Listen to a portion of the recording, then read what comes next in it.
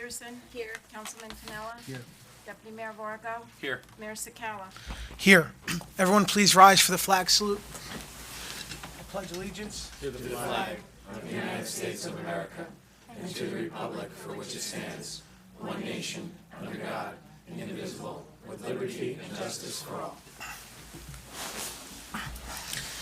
In accordance with the provisions of the New Jersey Open Public Meetings Act, NJSA 10-4-1 et sec, please take notice that the Township Council of the Township of Cedar Grove will conduct a special public meeting on Monday, October 29th, 2018, at 7 p.m. in the Municipal Building, 525 Pompton Avenue. The purpose of this meeting is to discuss affordable housing issues and concerns with State District 40 legislators. No official action will be taken. Do I have to read the adequate notice portion too, Kathy, or does that suffice? You can read that also. Adequate notice of this meeting was duly provided to the Verona Cedar Grove Times and the Star Ledger by email and published in an annual schedule of meetings, December 28th, 2018, filed with the Township Clerk, and posted on the Public Bulletin Board in the Municipal Building lobby in accordance with the Open Public Meetings Act. Good evening, everybody. Before we begin, as everyone, I'm sure, has heard, there was a very tragic event that happened on Saturday outside of Pittsburgh. I know that those tragic events have affected everyone deeply. I was in touch today with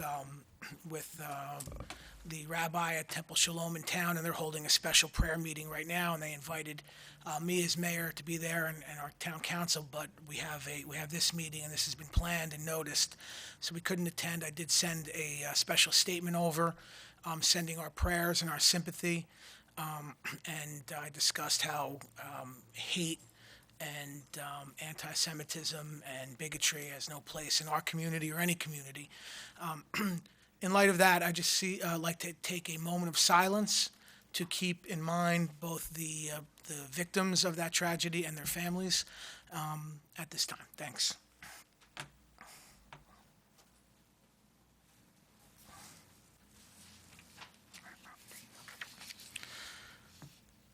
Okay, thank you very much. I want to welcome everybody here this evening. We're here with a real good opportunity to kind of get a grasp of what's going on in the state of New Jersey with the affordable housing issues that we've heard so much about and we've talked so much about over the last couple of meetings here in council chambers. I want to thank Councilman Tinella for putting this together along with the Committee on Affordable Housing. And I especially want to thank our District 40 legislators who came here. They came directly from Trenton this evening to be here to help us kind of understand what's going on statewide with these affordable housing issues. So I want to welcome, first of all, Senator Kristen Corrado, Assemblyman Christopher DePhillips, and Assemblyman Kevin Rooney, and I want to thank them for being here tonight. The purpose of tonight's meeting is for us to get some information about what's going on this issue.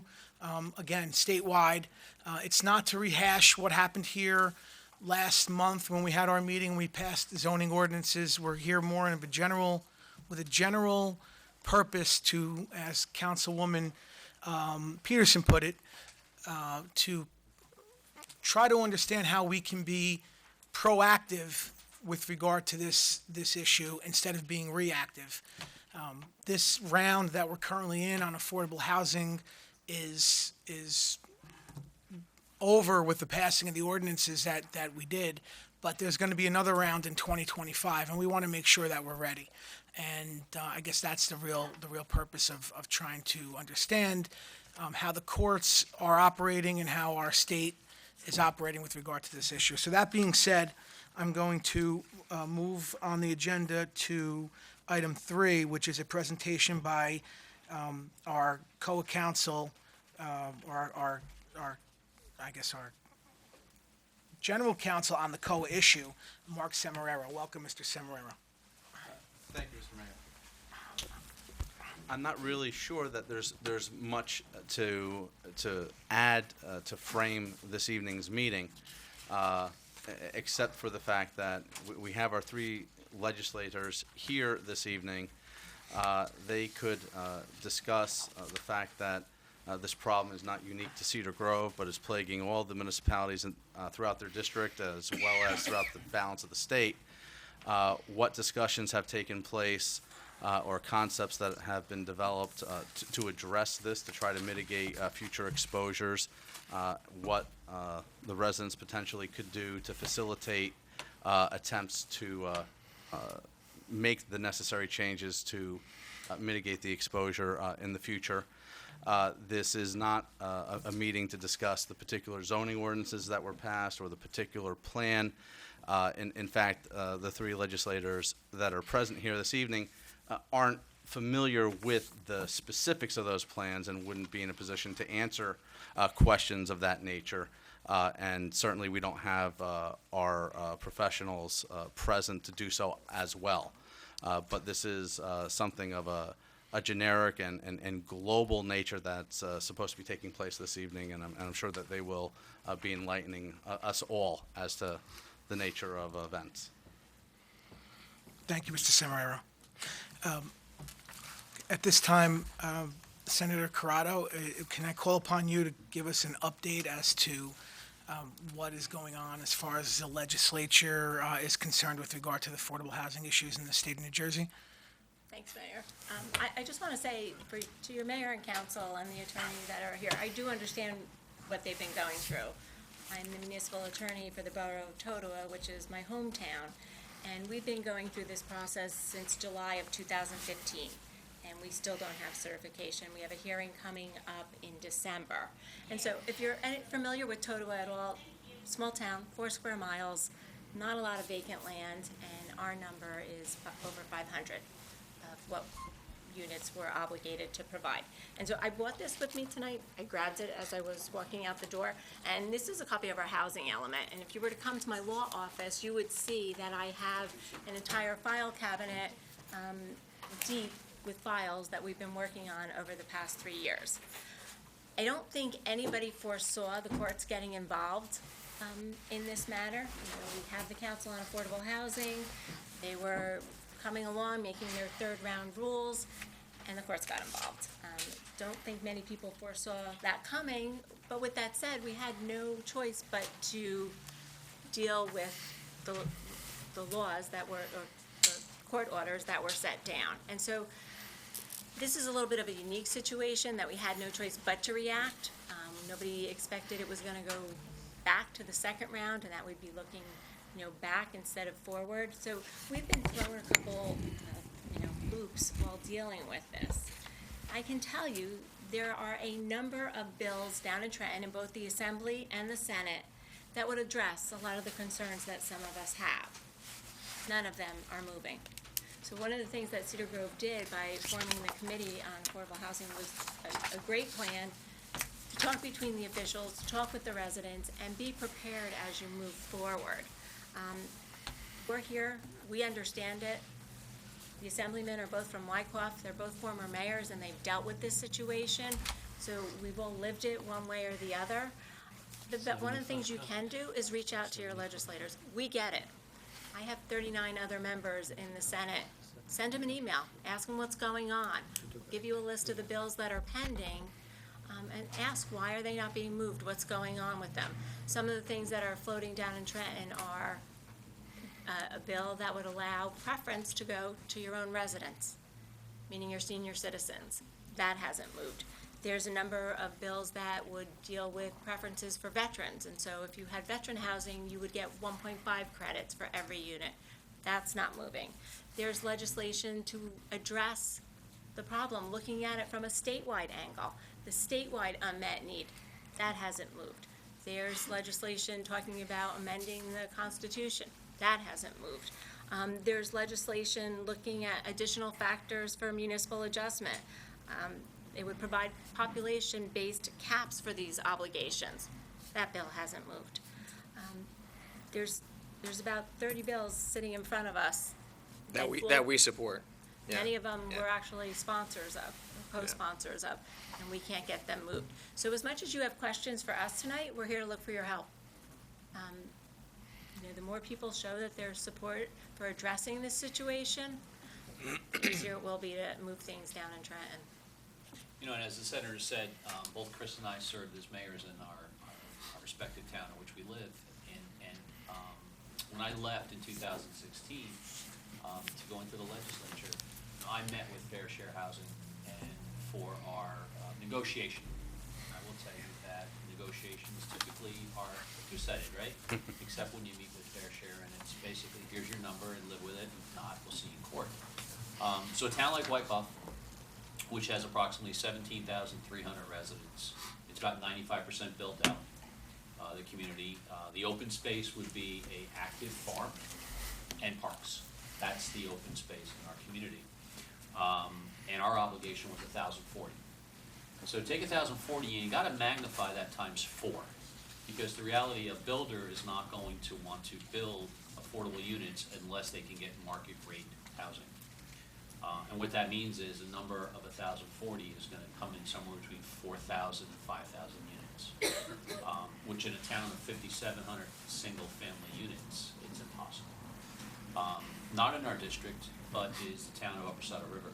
There are about 2,600 single-family dwellings in that town. I grew up in that town. It started out as a farm community. It's grown over the years. However, it's a town that is 90% of its septic and wells. Their obligation is 2,400 units in a town that's 26. So there's impossibilities out there that are being imposed by the state. To the senator's point, all these pieces of legislation are one-sided. They were put up in an effort by our colleagues to stop this problem from continuing and look for a methodology to handle what those needs are. I don't think anybody's against affordable housing, but it needs to be planned in such a way that it is proposed where a town can meet that obligation, that it doesn't impact the schools in a negative way, the police, fire, your volunteers, your ambulance corps, your DPWs, your roads, your sewers, your water, so on and so forth. And more importantly, where there is the appropriate transportation for folks to actually get to the jobs. So these bills in many, many ways will address that. Last year during the budget shutdown in the state, at about 1:15 in the morning, Assemblywoman Shapizi, who's on 2 of these bills, proposed to try to get some legislation to put a moratorium and stop this process from going forward and bring it back to the legislature. I will tell you at the time, the chairman of the Housing Committee basically got up and said, I would not permit it. I will not permit these bills to go forward. So they were stopped in their tracks. And I know that we've tried, our colleagues have tried to get legislation moving. So to the senator's point, there's 566 municipalities in the state of New Jersey. It's not a Democrat, Republican, independent issue. It's a statewide issue. And I know that the mayors in all those towns are looking for residents to write the legislators to get these bills moving. So I've got it for you. you got what? Sorry. What a gentleman was just asking for, I've got it, so go ahead, please. Okay, I was just gonna say, look, we're unified in our approach on this. We don't think Trenton bureaucrats should be making your decisions for you, your affordable housing decisions. Your council is doing the right thing. They're trying to come up with a plan that is as, the least burdensome plan for your community while still complying with whatever laws do exist out there. We want to change the laws. And we are somewhat swimming upstream a little bit, given, and I don't want to get into politics, but given the numbers of who supports these bills and who opposes these bills. So it may be an uphill battle to get some of these bills enacted into law, but we don't think courts should be making the decisions for you. We don't think COA should be making the decisions for you. We want to return a lot of the control on this issue to the towns, to you. But it's going to be a process, and we're fighting hard to try to get these bills passed. Do you want to? My name's Jim Bird. Mr. Byrd, we're gonna have a section for public comment, but since, it's okay, since the Assemblyman already asked you just step up to the microphone so that it can get picked up and then And we'll, let me just say, I guess on behalf of the three of us, we're certainly, we want to hear what your concerns are. We'll try to put what's happening in Trenton or not happening in Trenton in some better context for you. You know, we feel strongly the legislature should pass a series of bills to bring reform to this issue. Like Mark said, every town in this state is facing these concerns. These concerns are not unique to Cedar Grove or any of the other towns in our district. So every council, every mayor is facing these issues, and it's costing the taxpayers a ton of money to respond to these concerns. So with that said, Thank you. forward to your comments. My name's Jim Bird. I'm from Hopewell Township in Mercer County. I'm also president of Citizens Improving Affordable Housing. What I have here is what's going to be going into the emails and sent around throughout all of the state of New Jersey. But just as this gentleman said, it gives you a synopsis of what happened from 1975 until today. You'll also find that there's bills that have been sat upon in New York, or excuse me, in Trenton, and I live about 7 minutes away from Trenton. So I spend a lot of time with the people there. And what you'll also find in here is when you go through this, and as I said, it's going to be it'll be in an email out, but what it will do is give you information on the names of the people that represent you. It will give you the information of their email address as well as their mailing address. It will give you also information on the the governor and lieutenant governor. And also is another section which gives you a synopsis of a letter to send to these people saying it's time that you, the people we elected on our behalf, to stand up and take a stand on this issue. And the other thing is, when you're done, we ask you to contact at least 10 other people and tell them about this same situation along with this information and have them do the same.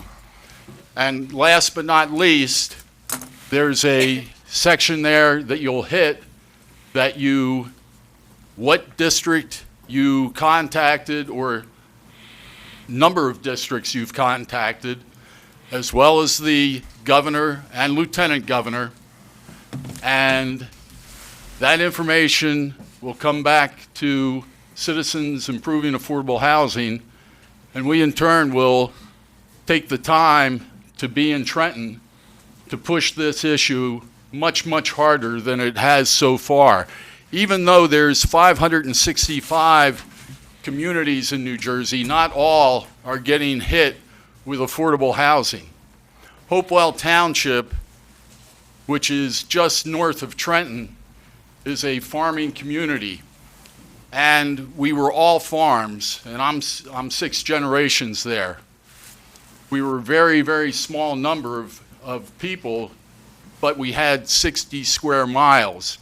And that's what they're trying to do, is shove a significant amount of affordable housing into not only Hopewell Township, but every one of the communities in New Jersey. So before I leave tonight, I will have this information if you'd like to take it. If you wanted to give me your email addresses, I will get that information to you too. Thank you very much. If anybody has any questions, let me know. thank you. Can I just add to your point that this issue really goes back until 1985, when the Supreme Court passed the Mount Laurel housing decision. That's when the Supreme Court in our state basically legislated from the bench and established this entire body of law that now brings us to this point. And they took that chance in the court to establish these affordable housing obligations because the legislature did nothing about it. Well, there's, So let me just finish. Go ahead. So that takes us to today, when we're dealing with COA and what remains of COA and other bureaucracies in Trenton, trying to implement in a way what had come down in 1985 with the Mountain Laurel housing decision. And now the legislature, like I said before, is somewhat swimming upstream to fix what never should have happened in the first place, because the court never should have legislated from the bench. The legislature all along should have been setting affordable housing expectations or obligations for the state. But, so this really does go back to 85, and this is all just the remnants of that decision. however, what you'll also find, because we're up here in North Jersey, I'm central New Jersey, but you have to go further south to the Fair Share Housing Center in Cherry Hill. And this is an organization that met and worked with the group that said, in Mount Laurel, New Jersey, our people work here, but we can't afford to live here. And so the state has given Fair Share Housing Center the opportunity to cover this thing, and, they work, I won't say directly, but for the most part, they work with the developers. What you have is an aspect called builder's remedy. And in Hopewell Township, back in the late 80s, they came, four developers came to the court and said, Hopewell Township hasn't kept up with this. And we bought property, and it abuts Ewing, but Hopewell Township at that time did not have sewer, and Hopewell Township did not have water. They got sewer from Ewing Lawrence Sewer Authority, and they got water from Trenton Waterworks. They put in approximately 1,300 single-family and single-family and condominiums, and out of that, there was approximately 130 affordable housing units, which were as small as a one-bedroom condominium. So that's the other aspect that we're talking about, is what's going on with the Fair Share Housing Center that should not even be involved with this. So once again, I'll have information for you all. And I just want to follow up, since you raised the builder's remedy position, what Assemblyman DePhillips said, these issues should go back to the municipality and allow them to really guide the town through the process. There's a town in Bergen County, I won't mention the town, but the mayor and council was up against a builder remedy lawsuit. And in order to settle it and meet some of their obligations, the builder came in and bought a parcel of land on this side of the road and a parcel of land on that side of the road, just a road separating them. This side was the market share, the rateables. This was the affordable. This side had the pool. This side doesn't. So essentially what they did was they created a segregation. The more fortunate over here and the less fortunate over here, in order to abide by the builder's remedy lawsuit that was being imposed on the municipality. That's not right, and that's not what the intention That's not of... inclusion. I'm sorry? It's not inclusion. Not at all. And that's not what this whole process back in '85 was meant to do. So, some of the things that are needed is the appropriate, correct legislation to bring it back so that municipalities can control their own destiny with being inclusive, to your point, but also to make sense. Because municipalities know, their infrastructure, how big their police department is, their schools, what their capability is under their sewers, if they have sewers, and water. And a lot of municipalities are being impacted in such a negative way. That volunteerism right now in a lot of municipalities is not as strong as it used to be.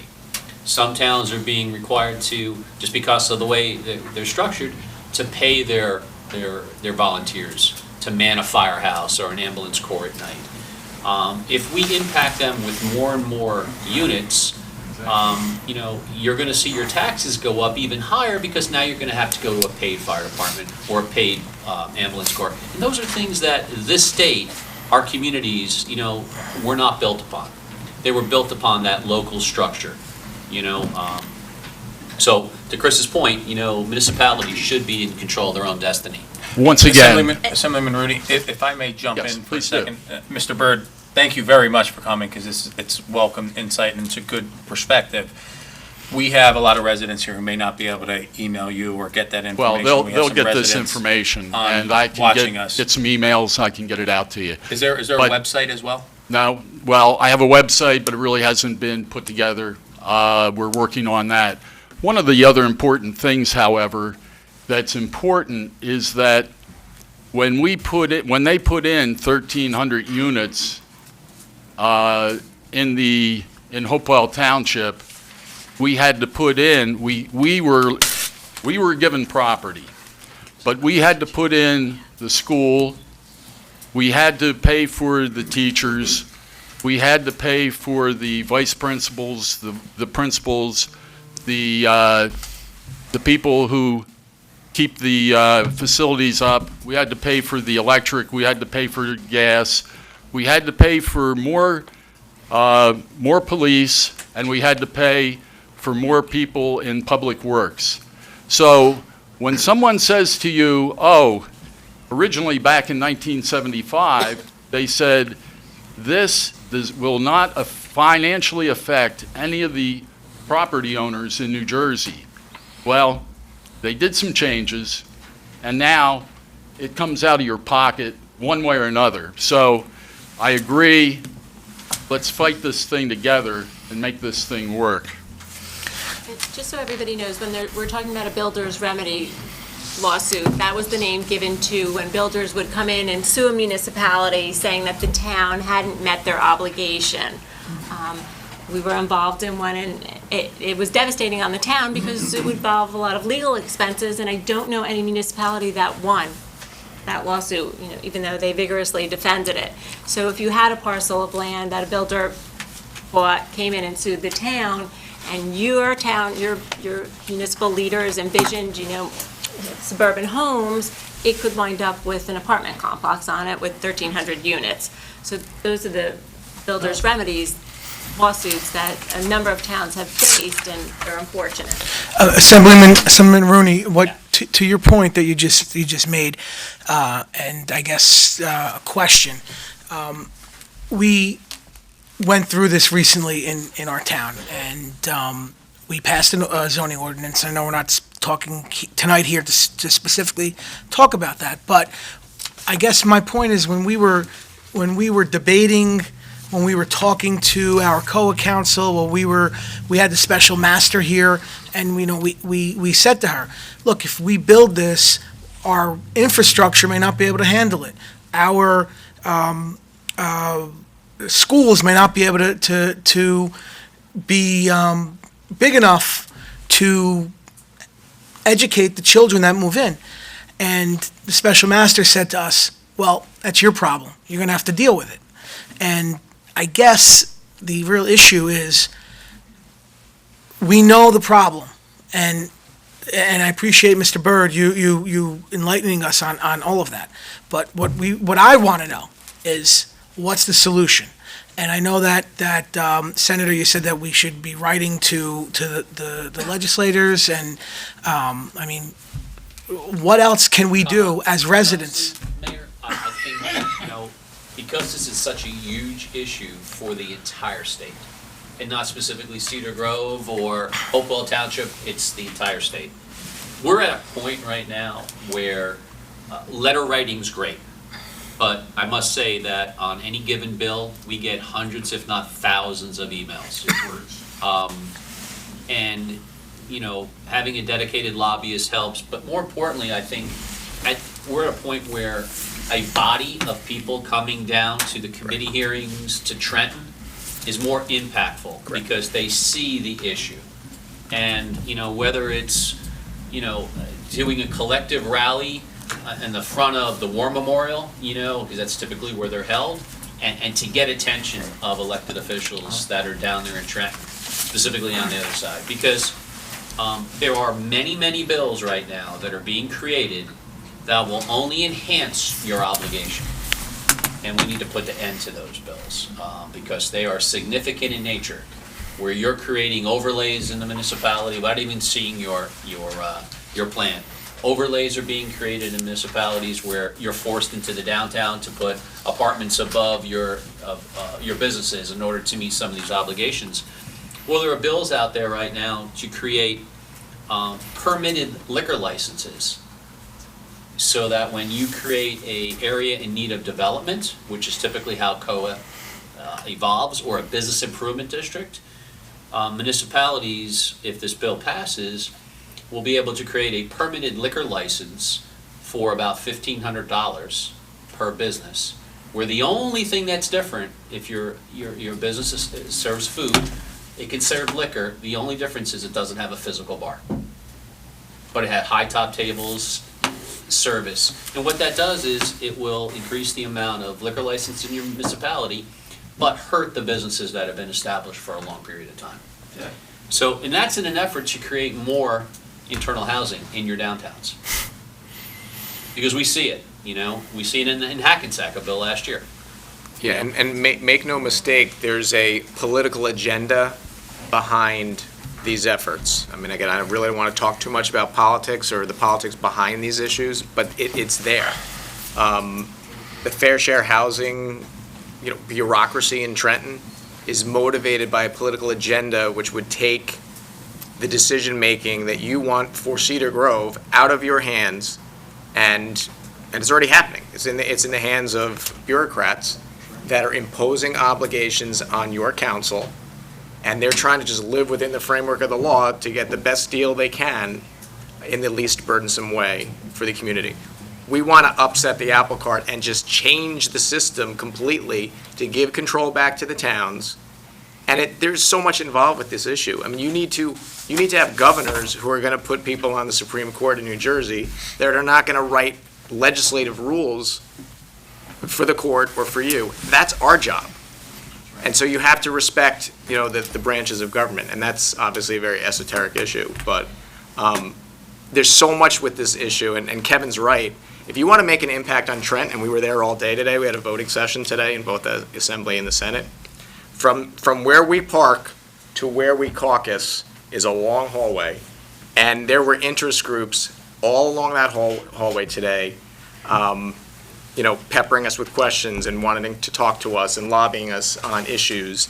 And it does make an impact. I mean, it does raise the level of that particular issue to a higher profile because we're seeing these folks. Totally agree that if you want to really make an impact, not on us, because you already have us, on the other legislators on the other side, come to Trenton. One of the things is too, we live in this district, we listen to you. The litigation from the courts impose special masters that kind of oversee the litigation. They're not from this area, not from this town. So they really don't have the same interest that we do in preserving the community and, maintaining what we have here. So I think that was an unfortunate byproduct of the litigation. But it does make a difference. We do listen to you. And so we think we know how you feel about this issue, and our doors are always Right, open. to the and we'll senator's point, continue. the Tell them senator, about the zoning. well, let me just finish. The senator, grew up not too far from here. We all grew up in New Jersey. We all have a serious connection to New Jersey. We know what the character of this state looked like, continues to look like, and where we want to see it go. And it's unfortunate that there are folks that turn a blind eye to that. So to Chris's point, there is a long gallery. It's more impactful when you're looking right at someone when you're asking for their vote or their help than bombarding us with emails. I'm not going to say that you shouldn't bombard us with emails. I'm just saying it's more impactful to see us. You can disagree all you want, and this is not about you and I tonight. It's about everybody. I can tell you that I had an appointment, What? I'll just say that I had an appointment. I had an appointment in Trenton with, Assemblyman Coughlin, The speaker. Speaker. the Speaker. So I had 4 either mayors or ex-mayors with me, as well as some people from Cranford and we sat down with Coughlin. And the reason we said Coughlin is because I took the time to go around and see the different elected officials, I should use the term. And one of the fellows made it very, very clear to me. He said, you have to see Coughlin and you have to see Sweeney. Well, Sweeney has sidestepped me multiple numbers of times, but we did have the meeting with Coughlin. And Coughlin said, yes, I agree, but we have to go on a step-by-step basis. That is why I suggest that these letters go in, you hit the buttons to let me know what your district was, who you contacted, your email address, and then I can sit down and see where everything's going. And then we will have a group of individuals that will go into Trenton for you. We hope that you could come along too, but it's all very important factors. The other thing is about zoning, and I'll let these people tell you about zoning. Just one, no, ma'am, hold on one second. Okay, before we open up to the residents for public comment and questions, I want to see if the council has any questions of our legislators or anything that you want to make comment on. You want to, no, anybody? No, okay. I think the comments will flow as we start hearing Okay. from the residents. So I'm gonna, I just have one thing I'd like to add. I thought it was totally inappropriate for anybody, especially a special master, to come here and tell us, you have to accept affordable housing and the rest you figure out. That is basically taking the problem and dropping it here and walking away. They solved one problem and created another one for us here. Our schools, our infrastructure, our water, our sewer, all the aspects, our manpower, all the aspects that we just heard right now. I just think it was, this is just a statement, I don't expect any response. I just think it was wrong for the response to be, you figure it out. This is small town America, we have 12,900 people here, and you drop in this kind of a problem and they tell you, you figure it out. That's not an acceptable answer, and that's what the courts are dictating here, wrong answer. Tom, you're right. We collectively should not be held hostage by special masters, fair share housing, or the courts in this case.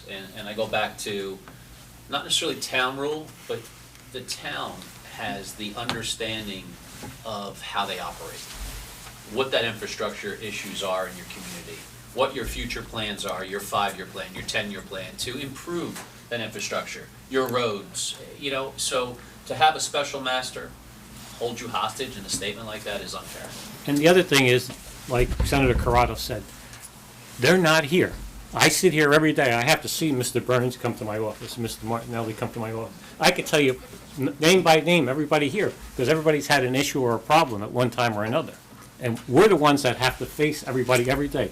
They know every Monday night they could come here and see these people here. Those people make their statement, they go home, and they're nowhere to be found. They're layers beyond us. But, well, respectfully, they don't care. Again, it's the political agenda. There's a political philosophy that this has been sanctioned by our courts, been sanctioned by the Supreme Court. And since the legislature never acted previously to stop it or to permit it under certain circumstances, basically they drove a Mack truck through the lack of reasonable legislation on the issue. So they don't care. They'll dump it. They dump it in every town's lap, and they want you to figure it out. And they also know they have behind them the builder's remedy, the lawsuit threat, and it's a marriage made not in heaven, the opposite. I think it's a marriage made in hell between the builder's remedy and the fair and share housing people, because they're working together on this in a way that's contrary to the interests of the town. And I would love to hear from your residents to hear how it's impacting them or what their views are. before we do that, Deputy Mayor? Thank you, Mr. Mayor. Senator Corrado, you had, we opened up this conversation with how many bills there are pending that are just kind of stalling. And it's unfortunate to hear that they're stalling, because it sounds like even a reasonable dialogue will help push it past, but I'm hearing that you're not even getting there. Are there any bills that you have pending that actually may have some legs or some, some possibility for for getting past that, or are they just not even being discussed or entertained? You know, I mean, this has been going on since 2015, and there really hasn't been much movement. And I have to say, it's, the bills that I referred to tonight are bipartisan. There's Democrats and Republicans on a lot of the different bills, because when you live in a town, it's no longer a partisan issue. But there has been no movement, unfortunately. You know, so the way a bill comes about, right? So there's an idea, right? And then you create that bill. Then you get a sponsor, co-sponsor, and so on and so forth. From that next step, it's submitted and it has to go through a committee process. 99% of the time, it goes through a committee process. The Never problem gets is out. we can't get it into the committee. That's right. The chairs of the committee, and it was a Abstain. former chairman in our side who passed away last year. The current chair are unwilling to entertain those bills, which, if they would, it gives the public the opportunity to come down and speak on behalf of that piece of legislation.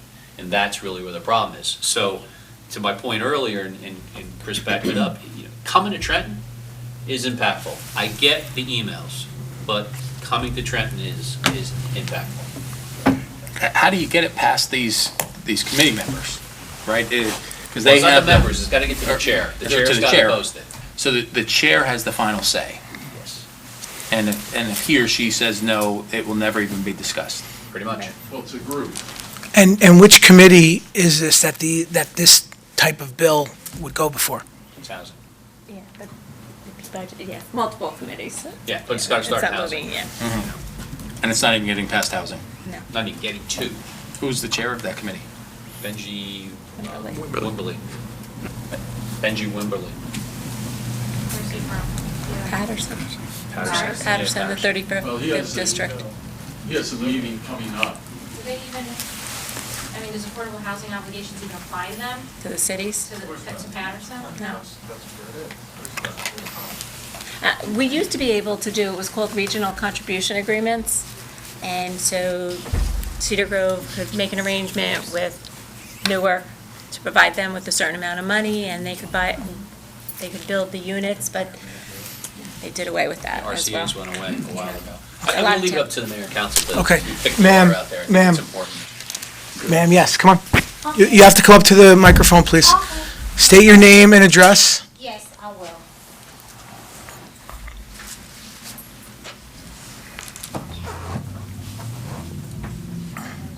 Okay.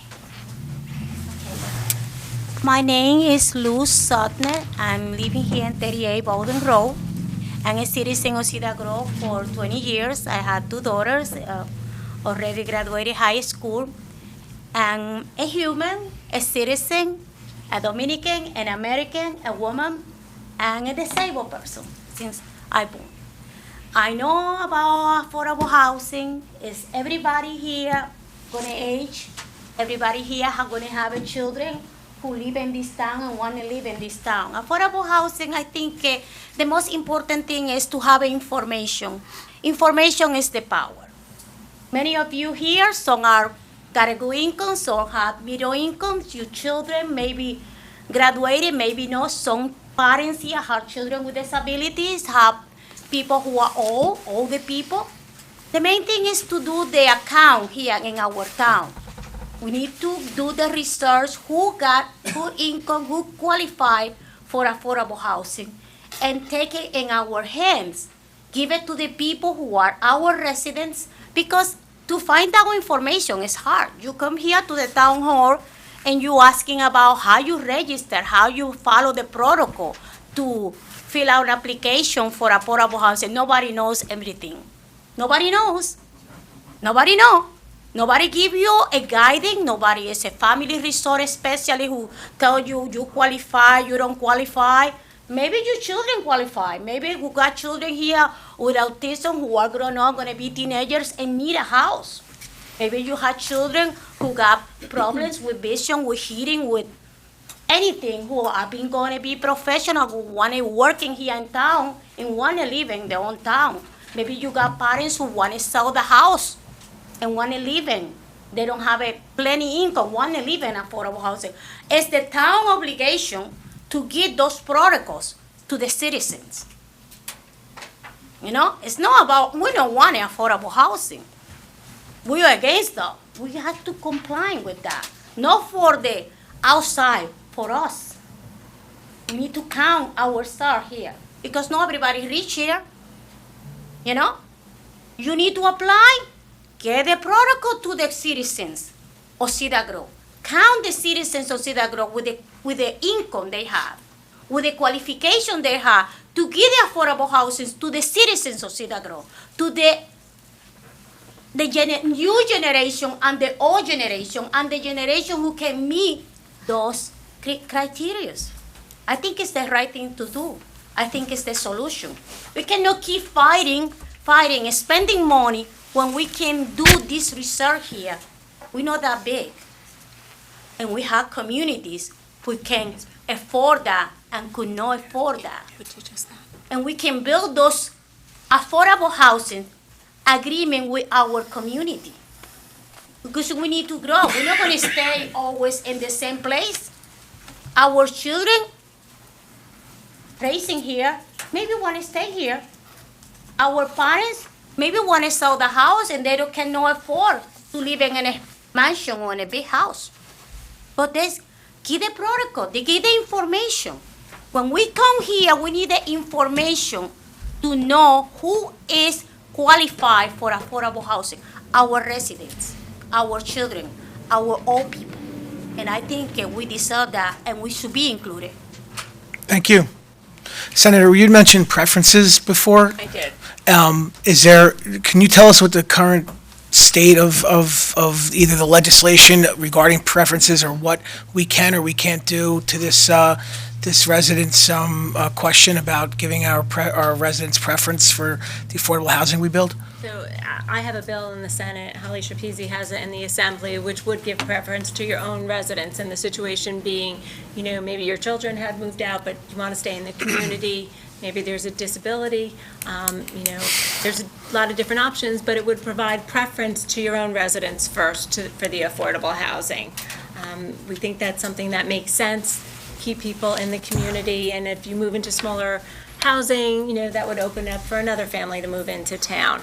That hasn't moved, unfortunately. And one of the things that's come out of this litigation is the towns are getting together, they're required to have an administrative agent or a municipal housing officer that will give the information. But I believe the classes just started this September. So the state didn't even have a protocol or a established class with the requirements for the people that have to give the information, which is unfortunate, but the towns are complying with it. There's also a bill in the Assembly and the Senate asking for an affordability commission. 2-year moratorium, let us study the information. One of the things we know about New Jersey is there's a huge out-migration from the state. So the numbers that are being thrown at the towns may not really exist to the extent, since the 1970s, we're one of the states that has had significant outward migration. Your millennials are coming back and are moving to the cities, the Hobokens, the Jersey cities, the Weehawken, those areas. But the commission would be a great start to figure out what the needs in our state really are. We've never looked at this statewide.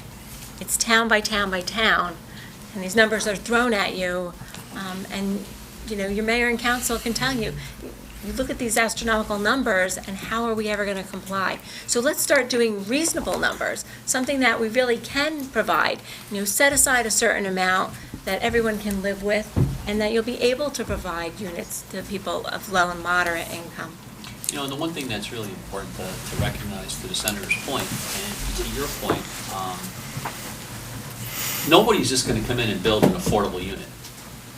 No builder will just come in and build affordable units, period.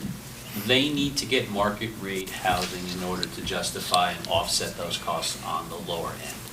So when I said 4 before times the number you're at, it can range as much as 5. So if your obligation is 1,000, you're going to be building 4,000 to 5,000 units in your community in order for that builder to come in and say it's worthwhile to build the affordable units. And the towns have been able to utilize some creativity on getting increased amount of credits with homes for the disabled, special needs housing, senior housing. But unfortunately, a lot of that has gone by the wayside. Where those things really made sense and were achievable, the courts have now limited that. And that's really unfortunate. Assemblyman Rooney, I'm glad you touched on that because I wrote down a question on that. We take alike. We do. You had mentioned earlier that if it's 1,000, it's 4,000 to 5,000, and that's the struggle the biggest struggle that I have. Right, it's the burden is placed on the township, while the beneficiary is the builder. Right, they're making money left and right with these 4,000 to 5,000 units. So the question that I have for all three of you is: has there been a discussion in Trenton about that unfairness, right? About that, that the builders are the ones who are reaping the benefits. Because I struggle because we have legislatures legislatures all over the state. They have their communities are being impacted by this. How are they not seeing that? I mean, when we talked about our meeting a few weeks ago, it's the fair share housing that's pushing this, but it's not fair to anybody. It's certainly not fair to the town, and I wonder what type of discussion is being had there because the only ones who are getting the benefit are the builders. And I think the folks that have served in an elected position before get it. They really do get it. And they understand, especially if you're on a municipal level or county clerk, you get it. You understand what, you're trying to deal with. I think there are many in Trenton that are oblivious to that problem, and it's unfortunate. So to answer your question in short, nothing. Mm-hmm. And I've been down there for a while, since 16, and I haven't heard anything positive. And my colleagues in both the Senate and Assembly have tried. We've had conversations privately, but it hasn't gotten to the level where it's getting into those committees where the people's voice can be heard. And that's where it needs to start. So I'm going to really be the cynic. Mr. Burke, you have to sit down. We have many residents here that are looking to get to the podium. Just wanted to let Okay. people know where they can go. You can leave, if you're gonna leave, you, Patterson University on the 29th of November at 10 o'clock. We just have to find out specifically. So if you're available then, come to that meeting because that's the affordable housing meeting statewide. okay, if you can provide that information to our town clerk before you leave, I'll make sure that it gets out, okay? Thank you. Assemblyman Yes. Phillips Yeah. was going to Yes. respond. And like I said before, and Kevin said it as well, you can go to all these meetings, but you need to come to Trenton to I'm in Trenton. I know you are, but I'm talking about larger groups of people who will come to these committees, come to Trenton on voting session days and make an impact so that people really see. There's a lot of people who do not understand this issue. People who didn't serve in municipal government, for example, who don't live these issues. And the best legislators on this issue tend to be the ones that were council members, that were mayors, and were experiencing these challenges. But to be the cynic in respect to your comment and question is that this is all about contrasting political philosophies. There are people, you raised a great issue about preferences and allowing residents in your own community to control the option of having the affordable housing that's offered and reserved for them. There are people all over the legislature who would oppose that.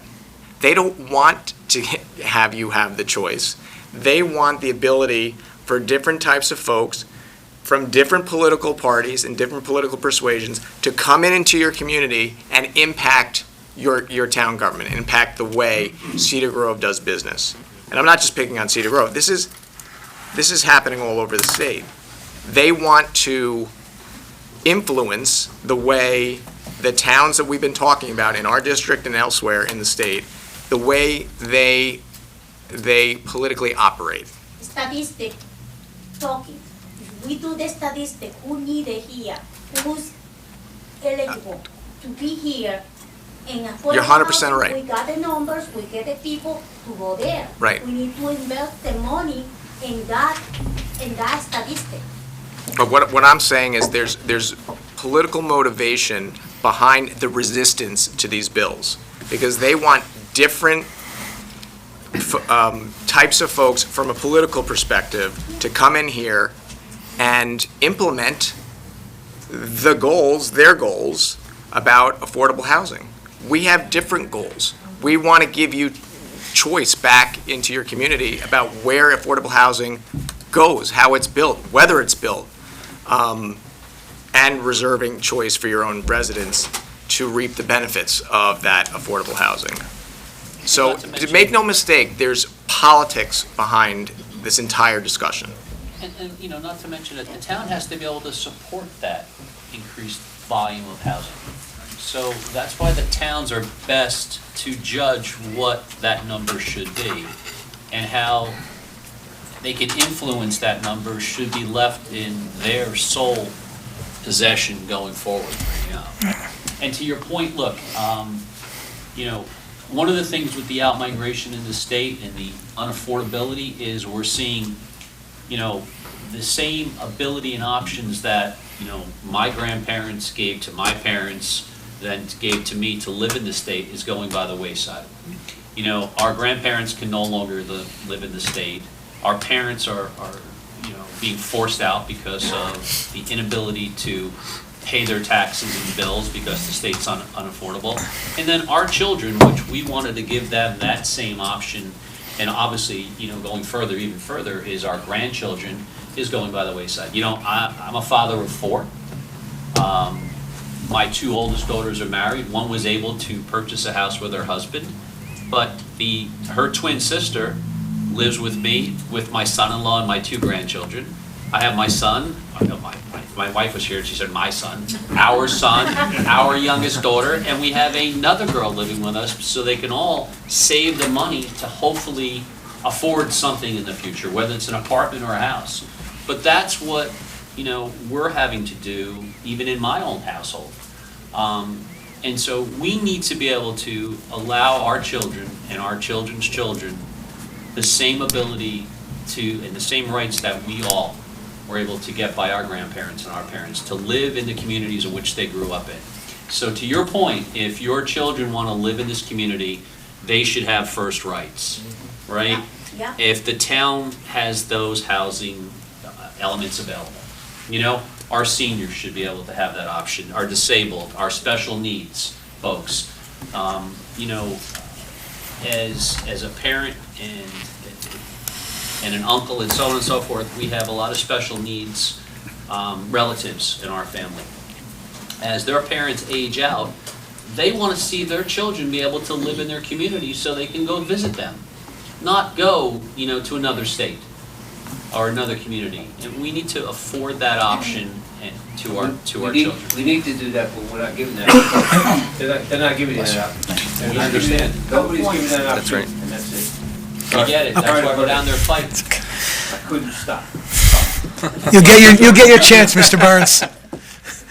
Yes, sir. Thank you. Robert O'Toole, 3 Old Orchard Court. I want to just, on the Assemblyman's suggestions there and stuff, affordable housing, correct me if I'm wrong, used to be 10-1, and now it's 5-1. I think it's still 5-1?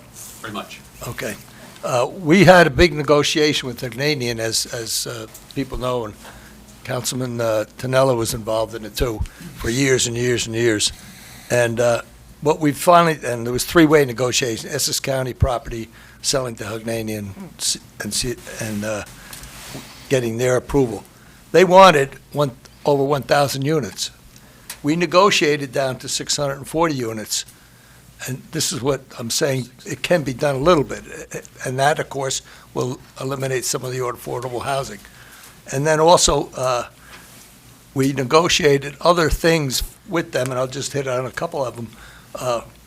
They had to rebuild the firehouse because the firehouse is in bad shape. They had to left an open space, and we had to move the open space away from the Cedar Grove line towards, sorry, Verona, but towards the Verona line, so that the Winding Way people in their housing would not be affected by the construction right behind backyard. And other things that ball field, help a ball field, and so on and so forth. But, and it was, I think, when it was at 10-1, I think the courts put it down to 5-1 a while It's more ago. the builder's ability to build nowadays. Yeah. And I guess just go circle back to when you said you had your negotiations with Havanian. I voted against it. I was- Back then, and even, 5 years ago, there was the ability to have the art of the deal in a sense and sit down and negotiate, right? You could negotiate with the builder and come up with a solution that worked well for them, so they can build the units, Right. meet the obligation in the town. That's gone by the wayside now. Because when you go into negotiation with fair share housing, which is court mandated, it's no longer a negotiation. They hand you your number, and they say, this is your number, and if you tend to not agree with it, because I sat through that in Bergen County Court. If you don't agree with it, they say the next step is we'll see you in court. Yeah, but what we negotiated was the amount of No, I get that. units they were gonna move. So then the affordable housing units also went down. Plus, also, it helped on our population too. We don't want it to explode for our services that have to cover it and so on and so forth. They used to be able, of course, as Mr. Tucci suggested, they used to be able to transfer the affordable housing years ago and such as, to other towns if you didn't want to use it and didn't want them in there. It's still 5-1. Now, is there any possibility, any bills out that will lower that down, raise that up, get back up to 10-1 or anything like that? Some of the different bills are specifically look at the numbers, whether it's 20, setting aside 20% or how many credits you get for a unit. So a lot of the bills do want to address how the calculation comes in the first place, even talking about whether it's statewide versus, municipal. But the thing that you talked about with negotiating with the builder and then all the additional things that you were able to get, you should have that ability. The courts shouldn't be interfering, COA shouldn't be interfering, because look at all the benefits that you got for the community. The ball field, the firehouse, all things that were needed that didn't cost the taxpayers because you were able to negotiate that benefit. And that's really how it should be done. And one of the things we talk about with the affordable housing, it's deed restricted. So what it means is if you own a unit, you can't sell it for a profit. You're restricted to what the fee could be. And a lot of times the affordable housing is mixed within the complex. So you don't even necessarily know which units are the affordable and which one is the higher end rental. But the ability for your town officials to negotiate is crucial, crucial. That's another point I was going to make.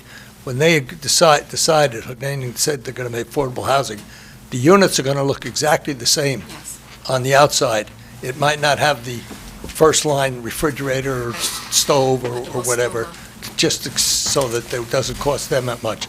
But outside, it looks the same, and which is really what you want anyway. Except in the town that I mentioned earlier, where they did the direct opposite. They built the affordable across the street from the market rate, and they created a strong diversity, because that same child that's going to the same school now. Why is that not illegal? It's, It should be. it should be, but it's not.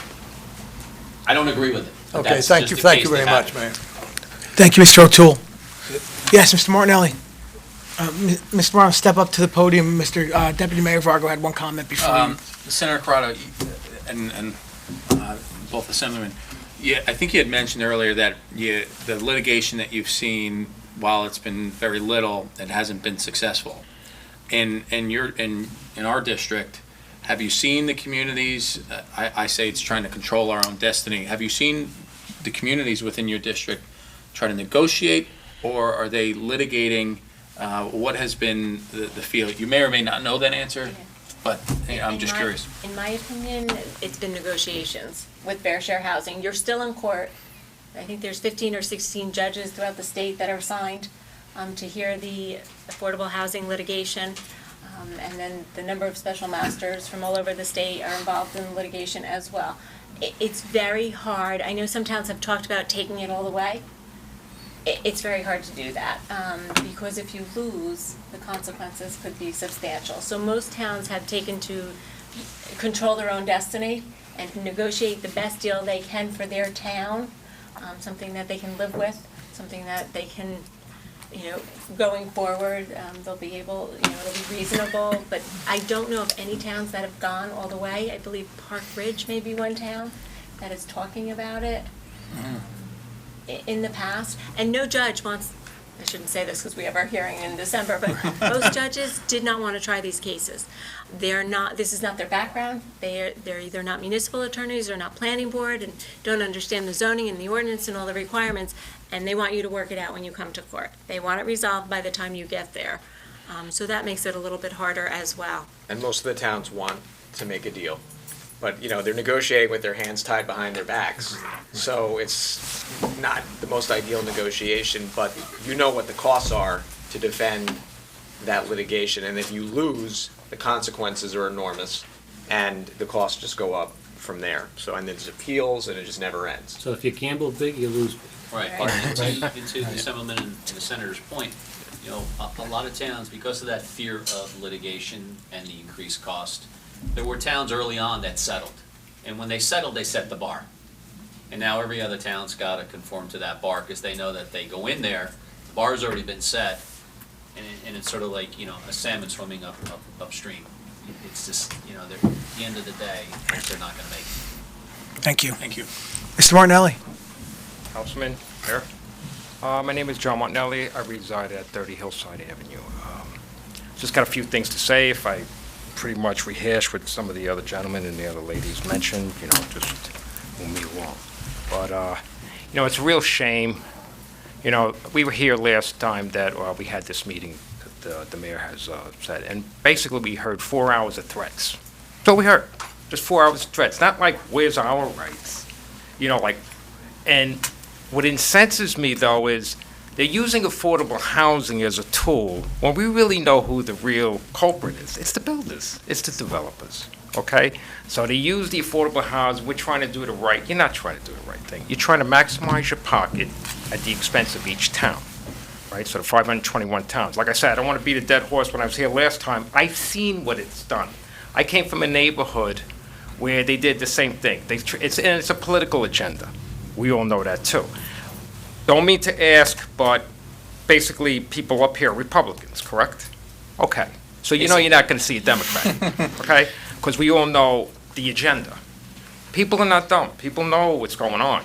So for this political move, and for like I say, for the developers to make the most and burden the rest of these poor people, council and everybody with this burden, and as Mr. Vargo so eloquently said, appalled. I just can't believe, and everybody here, and I'm sure you heard this before, is how they just getting away with this. It's not American. We're putting these people in office, and they're coming back and taking away our rights. As a town, Cedar Grove has no right, along with the other municipalities. I know there's 521, correct me if I'm wrong, 535, whatever it is. And I just can't believe, and I'll be honest with you, I'm incensed what they're trying to get away with. Let me tell you a quick story that I mentioned before, and I'll be brief. I came from a little town called Brooklyn, okay? What they did to our town, it was a nice town, trees, everything. All of a sudden, somebody waves the affordable housing down here, right? So what happens is, our schools, right? I say we had maybe 20, 25 kids in my class. We went from 25, beside the busing, then we went to like 60. I had to sit on a radiator and basically take note. And then what happens is, all the property values, a lot of people in my neighborhood wind up moving because of the overcrowdedness, the costs went up, and they overcrowded the area. So then what happens is, everybody leaves, everybody gets half the price for their home. Because we'll look at it also from an economic standpoint. We don't want our house to go down, and we don't want our property taxes to go up because of what they're trying to do. It's like they're holding us up without a gun, and we have to like it. Because that's all I heard from that last meeting, 4 hours. We don't care, and we're going to give, it was like a game with them. Like, oh yeah, we'll give you credits for this or overlay it. We don't want that. We all come from, some of us come from neighborhoods where we're trying to get away from that. And it's unfortunate that they're using affordable housing as a tool to move their agenda, whether it be, you know, the political party that I'm talking about, right? Or we're talking about the developers making on our dime. They're making it all on our dime. And I'm sorry if I'm like bouncing around. I'm just, like, where's some of the other party here? Because, like, if this is nonpartisan, where are they? So I think you hit the nail on the head, and you basically were saying what I've been saying tonight. To the senator's point, many of these bills that we support are supported by some Democrats in the Assembly and in the Senate, from communities that are very similar to the ones we represent. I mean, there are suburban Democrats in the Assembly that see eye to eye with us on this, as well as in the Senate. But their leadership is not, they're not posting these bills. Right. And so, you know, the governor does not support what we're supporting. Because this is a blue state. Right. So this goes to the larger issue that I was mentioning earlier. We can get in the weeds and talk about fair share housing all day long, but this is about politics. Yes. And this is about political control. Yep. And how having people with different political views coming in and then taking over some of these towns. And, you know, I don't want to get too much in the No, I know weeds they're trying to on flip the this town. politics. They've been trying to flip They're trying to Cedar flip Grove this for a long town. time. They're trying to Yeah. flip all the towns Exactly. that we represent. And they would rather see a much different council up here than exists now. Because there is a political agenda. So, but let's be fair, we have friends in the legislature who are on the other side of the aisle, and they think like we do. But it's unfortunate because there's But not enough. Their leadership won't post these bills. They're terrified to post these bills. Right. And certainly, the bills won't be supported by the current governor. You know, I think there's some that forget, and they forget this. You know, yes, we were elected for District 40 to represent about 225,000 residents. But we have a greater responsibility to the 9 million residents in the state, every one of the 120 that were elected. And so, you know, it's our job to, when we vote and when we represent, to treat everybody equally with respect. And I think that gets lost. You know, it's not just about District 40 for us. It's about every one of the 40 districts and the 9 million residents. And that's what people need to remember. You need to represent each and every resident with the respect and dignity and quality that they deserve. I agree. Assemblyman Rooney, if I may jump in, you know, I heard this is, I don't want to make this a political discussion, right? Because I think as you point, this is a nonpartisan issue. And you have support from both sides. So what can we do as a community to help break that logjam? Because I'm hearing there's a logjam, and it's right at that committee level where we can't even get these bills heard or to that first phase. So, you know, I think we're all here to try to protect Cedar Grove that we all know and love for 2025. What can we do to help break that logjam and help get through that? Well, I think one of the first things that you may have an opportunity in 2 weeks from now coming up, right, is the League of Municipality meeting. I don't know who's going down there, but there are many times in those committee hearings that you have those classes to voice your opinion, and there are legislators there. That's sort of the first step and more importantly, as elected officials of your municipality, there are other elected officials there. Talk to them. Get a coalition together that, you know, you all have the same problem. And see if you can get a collective group together to come down to Trenton, representing the north, south, and central part of the state. And let your voice be heard. Because we got to get in the committee first. That's the first step. And don't let anyone tell you, and for the people in the audience, people watching, and don't let anyone tell you you don't want affordable housing, obviously, if you take these positions that we've taken. We want affordable housing for our communities for the reasons that you stated, which is that we want our families to stay in our communities. I have 4 kids as well. Kristen has kids, grandkids. Kevin has 4 kids and grandkids. We don't want our families to flee the state because there's not affordable housing. We want affordable housing. But we want the affordable housing decisions to be made in a rational way Yes. by the communities in which the affordable housing will be located. So that's another spin you hear. Well, Right. our party doesn't want affordable housing. We don't want to see the towns change. We want to leave everything the way it's been, and we don't want to see any, forget about the out-migration, we don't want to see people moving into our towns. That is not true. Right. So there's a lot of spin, a lot of political dynamics behind it. Definitely, because I could finish is, once that happened to our town or our borough, what happened was, the borough businesses were leaving, and you know what happened in the end? Again, the developers waving the flag, affordable housing, we're gonna make it right. You know what they did? They turned all these neighborhoods where I grew up in, you can't afford them now. Because what they do is the developers come in with the big dollars, and they buy everything up cheap. Now that they destroyed the neighborhood, they overpopulated and just overran the neighborhood. They buy it up cheap. And now there's areas, like I mentioned, that you can't afford. So, like I say, it's more like, to me, my perception, is more of a political agenda and more about making the guy, the guy who, I don't know whether he, I have an opinion. But these developers that come in and basically strong arm our municipalities, it's crazy. And then all these people here gotta sit there, and there's a lot, I'm retired, there's a lot of people I know in the neighborhood, we're just getting by with real estate taxes, and like, as Mr. Tannella brought up, the infrastructure of the neighborhood, everything goes up. So now we have a volunteer fire department. Now we can't have a volunteer fire. Now we have to pay, and now we have to hire more police. And whose dime is that coming on? It's not coming on a developer, it's coming on our dime. And it's not right. And I'm just, you can see my face. As you said.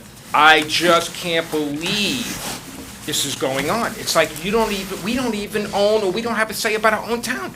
And you gotta like it, you gotta figure it out. Are you kidding me? The sense of affordability goes out the window when it's done wrong. Exactly. And that's really the premise of what this conversation is. A lot of this needs to be left up to the municipality. And again, there are plenty of good bills out there right now which would address a lot of these issues. They just need to get there. But in fairness to some builders, there are some responsible builders. I'm not saying, right. I just want to state that for the record. I mean, we've seen in our town in Wyckoff, we've seen builders who've worked with the community and who've worked with the town to give back to the community because they know they have the leverage with the town when they're negotiating with the town. So they can buy a lot of goodwill if they would show flexibility or giving back to the community. But they do have they do certainly have the leverage when it comes to these negotiations. But so not all builders we can paint with a broad brush. And Totally I'm agree. not saying you are, but so there are some builders out there that are giving back to the towns, the communities, but the system needs to change. So, I want to thank everybody. Thank you, Mr. Martinelli. Sorry, thank you for your time. Yes, sir.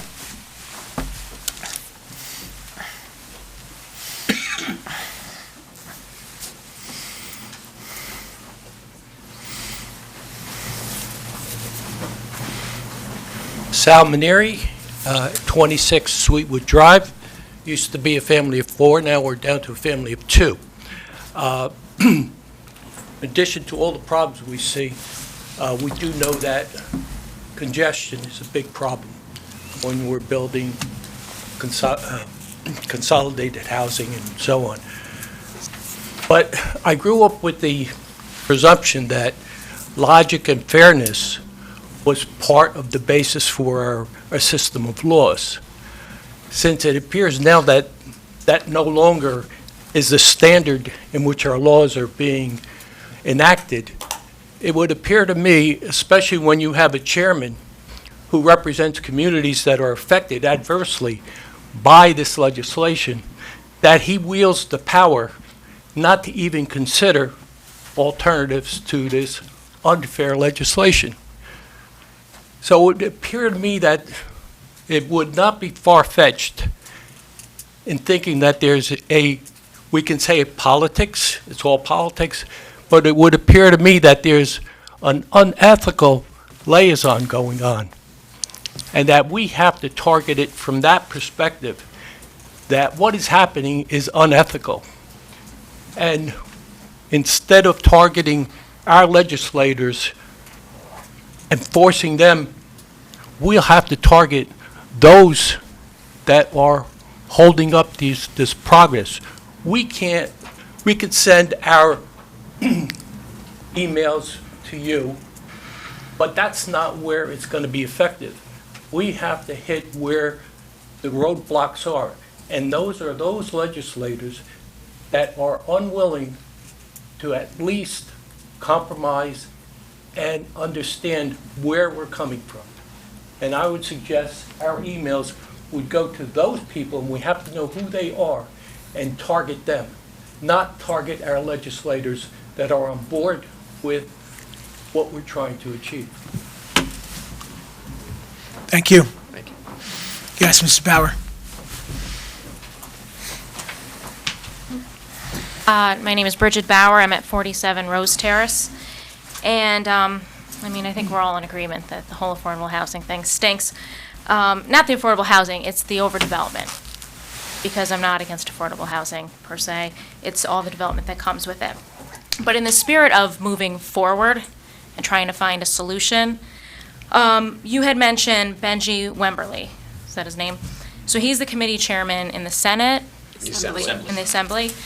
Okay, and he represents Patterson, who does not have to meet any affordable housing obligations. So there's a little conflict there, but what kind of pressure, I know you say we need to show up, and I'm all for that, like in droves from all over the state to do something, but is there any other pressure that can be put on him? Does he represent only Patterson? Are there any towns that he represents that are adversely affected by this situation? North Haledon. North Haledon, which is not big, but, Small town. okay. See Elmwood Park? Yeah, I'm gonna look them up. Elmwood Park. Okay. North Haledon is a similar community to, many of the communities in our district. Yeah, because, So- Not a lot of the only, we clearly residential. can't vote this guy out because we don't vote for him.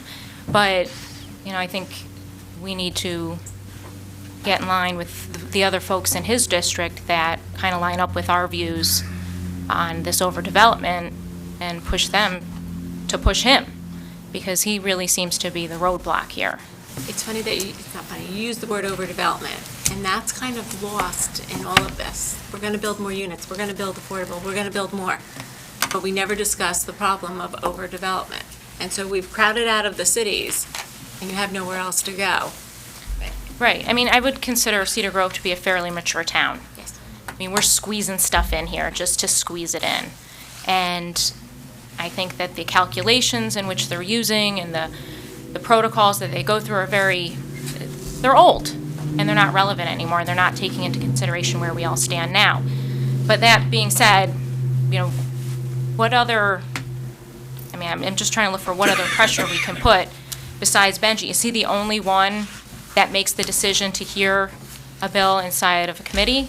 No, you'd want to see the rest of the committee membership, particularly on his side of the aisle. I just looked up his district. He has Patterson, Prospect Park, Haledon, North Haledon, Garfield, and Bergen County. And let's see what else. Elmwood Park as well. So, so he has a sort of a mix. He has heavily concentrated population, obviously, in Patterson.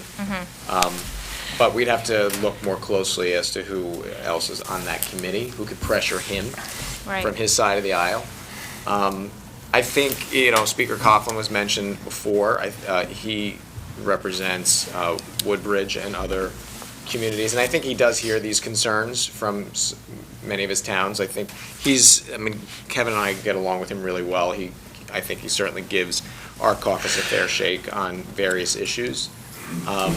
So certainly, we'll try to work with him and pressure him and see what he can do to try to post some of these bills. But he's working with a political infrastructure that does not support what, we support. I'm not saying he wouldn't be open-minded about it. I think he would. but, and then Senator, you can comment on Senator Sweeney in the Senate. I mean, he represents some towns that are not that different than our communities, so perhaps. Not a lot of industry, more Yeah. rural. You know, one of the things that we should be talking about is New Jersey still has the highest foreclosure rate in the country. And we're still the state where it takes the longest, I think, to foreclose on a home.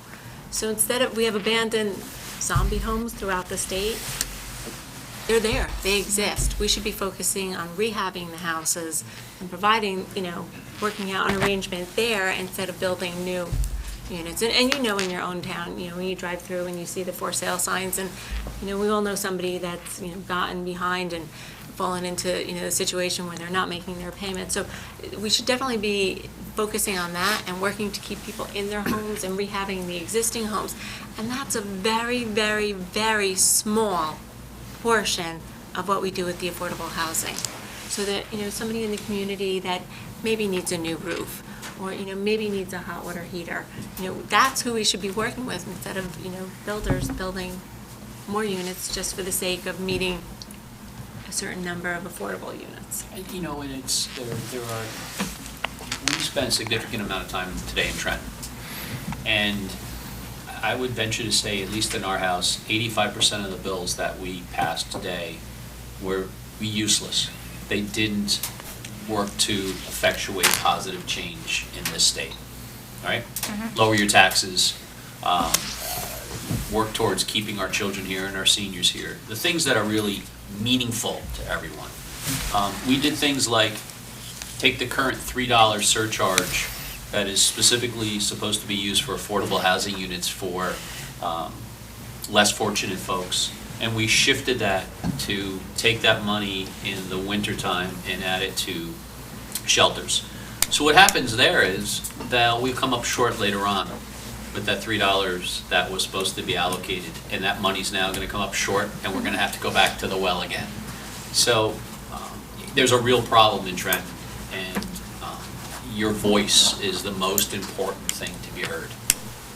That's what has to happen. And then beyond the legislature, we do have a governor who should be heard, and he should hear from us also on these issues.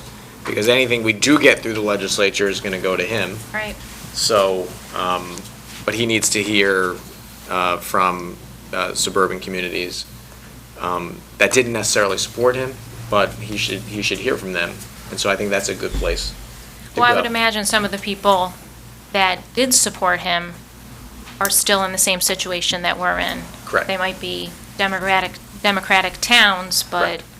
they're sick of the overdevelopment Yes. as well. And make no mistake, there are Democrats in the legislature who will confide in us privately on issues, saying, I can't believe the leadership's putting this bill up or that bill up. We don't want to vote for it.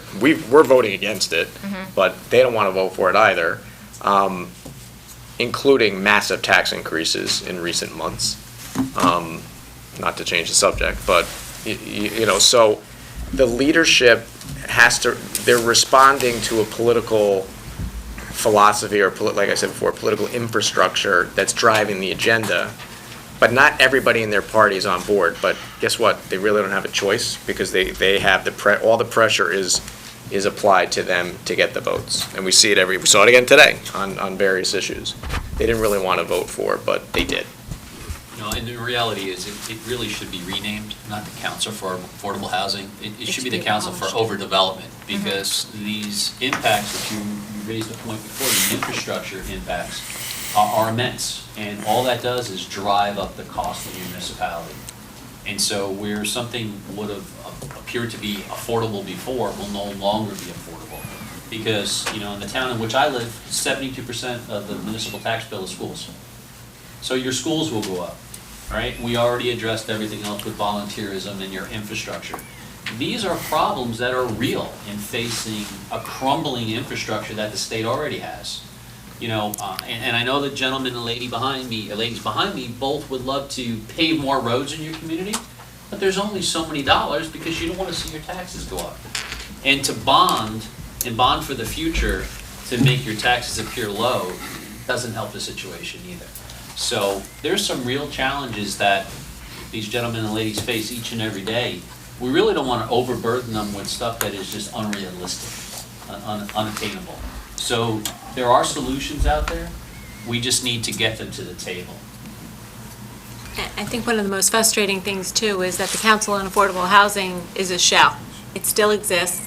It hasn't been abolished. All of the, not all of, I think 8 of the 11 employees that were there have been transferred to the Department of Planning under DCA. But nobody abolished the entity.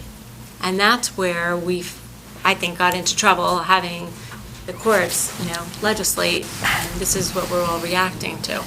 So I think definitely something has to be done. We have no choice but to make changes before we go through this again in 2025. And I have one other quick question. I don't know if you can answer, or if our attorney can answer, but is there any hope ever in anything happening in the courts to overturn any of this?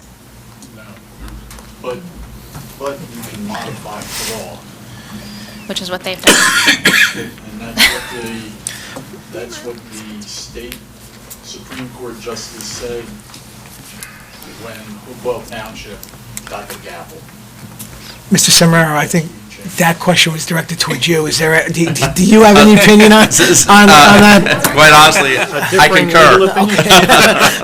Thank you. But it'll cost you an arm and a leg to get there. And they, I'm just saying I'm not thinking about our town by itself or Well, anything, but just, whichever town. yeah, I don't know. so the courts did, Somebody, I mean, I know there's all They did these civil say- rights groups out there. I mean, what the about our courts did civil say rights? if the legislature would do its job, we will remove ourselves from being involved in, implementing affordable housing throughout the state of New Jersey. Yeah. So that's why up to us. our leader in the assembly, John Bramnick, who's the counterpart to the speaker, he has a bill that would basically be a constitutional amendment that would change the entire structure of affordable housing. And it would say that to the extent the state's involved at all, the legislature would establish the affordable housing guidelines or the affordable housing rules, basically supplanting everything else, all the other bureaucracy that exists, COA, Fair Share Housing Club, down the line. Will that bill, we support that bill, will that bill see the light of day? Goes back to the same issue we were talking about before. Go get Benji. Yes, sir.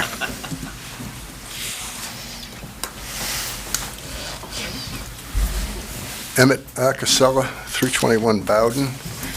I want to thank you guys for being here. I don't even want to talk about what I came here to talk about. I think everybody here is pretty much in the same boat. We pretty much all agree. It's just funny how people with evil thoughts think of the nicest words, like Fair Share Housing Center. It really sounds great. I don't know. I know Satan knows how to lie where nobody can tell it's a lie, so we got to be on our toes. I don't know, this all of a sudden became a real emergency now in Cedar Grove. I didn't even know anything about it until a few months ago. I'm just curious what happened that it made it such an emergency, because what happened, our poor council has to come up with a remedy like overnight, and I don't think it's the best one. That's what I came to talk about, but I don't even want to talk about that tonight. It was more convenient for them to pick this last building or section of land to do the building, to close out our obligation. But by building all these extra high-end homes or condos, in 2025, we got to answer for them then. The people that are building this, these builders, they're building to satisfy the needs up to now. And we got 600 units up in Essex County lands, another 300 where another piece of property proposed, and other places. So now, none of them are being satisfied. They're just doing the fair housing obligations for what hasn't been satisfied so far. I don't understand why the towns don't get together and monopolize. I mean, we can't fight this. How would we have defeated the British if each man took his musket and went? The Redcoats would have won. There's something wrong with the whole picture. We had a court-appointed special master, Elizabeth McKenzie was her name. And she scared the hell out of everybody, all right? I mean, by the time she got done talking, if she was threatening us, like, well, if you don't go along with what you're getting off easy, well, we're going to let you off. This will be fine. But if you want to fight it, you might have to put another 100 or 200 more affordables. That's blackmail. I don't get it. I don't see why we can't join forces with other towns and fight it. And you talked about North Haven. Well, I have customers in a lot of different towns. I do a lot of work for municipalities. And I talked to somebody in North Haven, I know what they had to do. He wasn't somebody that went along with it. And he said, next thing he knew, well, they had to hire more cops, and they had a drug problem in their school system. So, I mean, Councilman Mayor, Mr. Acasella, you raised a couple good points. Why rush it?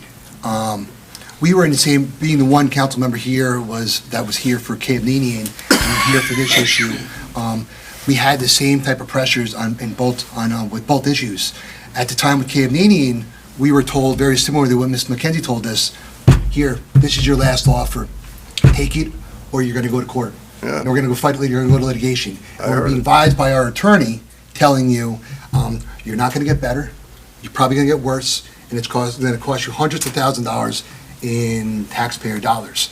So at that time, I know for somebody who voted in favor of that, I wasn't willing to take that risk then. It was very similar to here. As Assemblyman Rooney mentioned, just the pressure that's being put on the communities.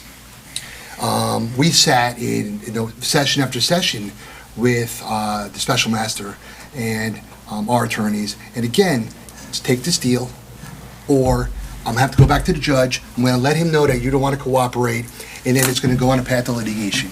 And again, all of us sitting here, and I don't want to speak for my colleagues, but I know, again, it mirrored what happened in the Cave Ninian issue. I wasn't going to take that risk.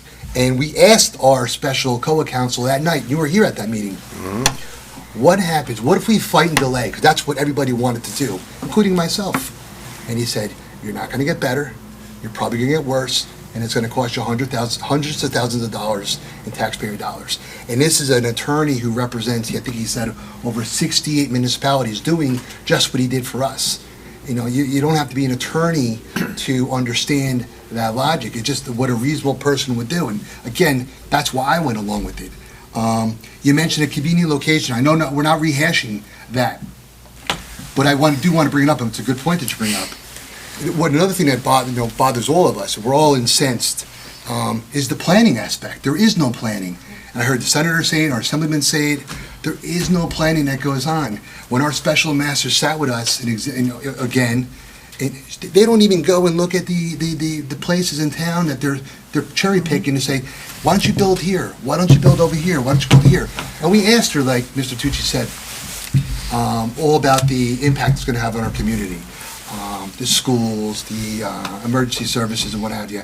And we even asked her, are you going to go up there? Somebody from Fair Share Housing going to go up to Cliffside Drive and take a look at that piece of property? There's only one road that goes up and down there, and the numbers that you're telling us to put there, there's only one road. No, we don't do that. I mean, she was here, but she wasn't going to go up there. And at the time when she was here, I really didn't like her, but I respect her job. I get what she's doing, and I was really upset at that time when she said it. But I mean, it all baffled us. You could use any type of adjective, but we couldn't understand, what the logic was. You talked about joining forces. So one of the things that I've heard here, coalitions, we have taken a step as a council. We've created an affordable housing subcommittee. I'm on it. Councilwoman Peters is on it. Ms. Bauer, who's is on it as one of our residents, and I'm glad she is because she's asking all the questions to take back to our committee. Because we did talk about forming a coalition here within town, and then we talked to Senator Corrado about, after this meeting with her office and the assemblyman, and figuring out a plan. How can we take this coalition we have within our community and go into District 40, and then outside of District 40, go into other communities. So we definitely are planning that, and I'm glad to hear that, that's the kind of correct route we have to go, in addition to the letters and the emails. It's going to take some time for us to get there, but it's definitely something that we are working on, and I know we're dedicated to doing it. Well, the location that little I mean, you got a one-lane tunnel. And 90% of those people leaving that location in the morning are gonna be heading east. That's 350 families, cars going through a one-lane tunnel. There's a mirror a week gets taken off in there when two cars try to pass each other. And then another bad intersection. But that's a little ammunition. That lady wouldn't look. She wasn't interested in that. Agreed. So if you want to fight it, there's a good start for your ammunition to fight it. I think it's But you gotta, important. You know, wherever the plan is, we don't really know where that is. But I think what you see behind you, behind us, I should say, and throughout the rest of the state with councils similar to Cedar Grove, is these folks have a fiduciary responsibility to their residents, and they also are all taxpayers, right? And so they're not going to take a chance on spending hundreds and hundreds of thousands of dollars, knowing that their council has said, you will lose, and you will get a worse deal. And so Fair Share has been very effective in really scaring the pants off of councils, because they're threatened with prolonged litigation, which is extremely expensive, and the outcome is dismal. we got three guys up there that know that. Right, and the outcome is dismal. So what they do is they do the best they can with the worst deal presented to them, right? And knowing that they have, you know, three of us to fight for them and to form, you know, a larger coalition to get that message out there is something that I think is going to be very productive for them. Well, I wasn't. And you as residents. I didn't mean fight it so we don't have to do the fair share. I'm talking about give us a little more time, being we just heard about it, to find reasonable places to put it where it'll fit in. I mean, this particular lot's surrounded by 40 residential homes. And unfortunately, I don't think any town really has a lot of reasonable spots, you know, and they're being stuck with numbers that are just so high that, you know, the towns are doing what they can, the best way they can, I should say. Because a lot of towns, to be honest with you, that are almost built out are just overlaying the downtowns. So, you know, in a corridor like this, you could see 3, 4, 5-story buildings the whole length of the corridor. You don't want to see that either, you know? And so with the short window that the courts have given them, that's what they're doing.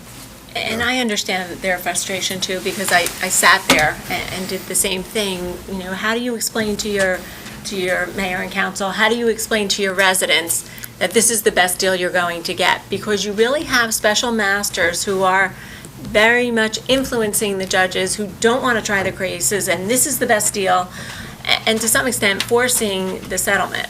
It's beyond frustrating and very hard, you know, to the average person to understand that so much work went into coming up with this settlement or this plan that there's almost no time to go back and do it over. So we can always go forward. One of the frustrations is as well is we'll just do overlay zones. And here's the problem. You had judges saying, why can't the town overlay the cemetery? Not in this area of the state, but in another area. So that's what you were dealing with.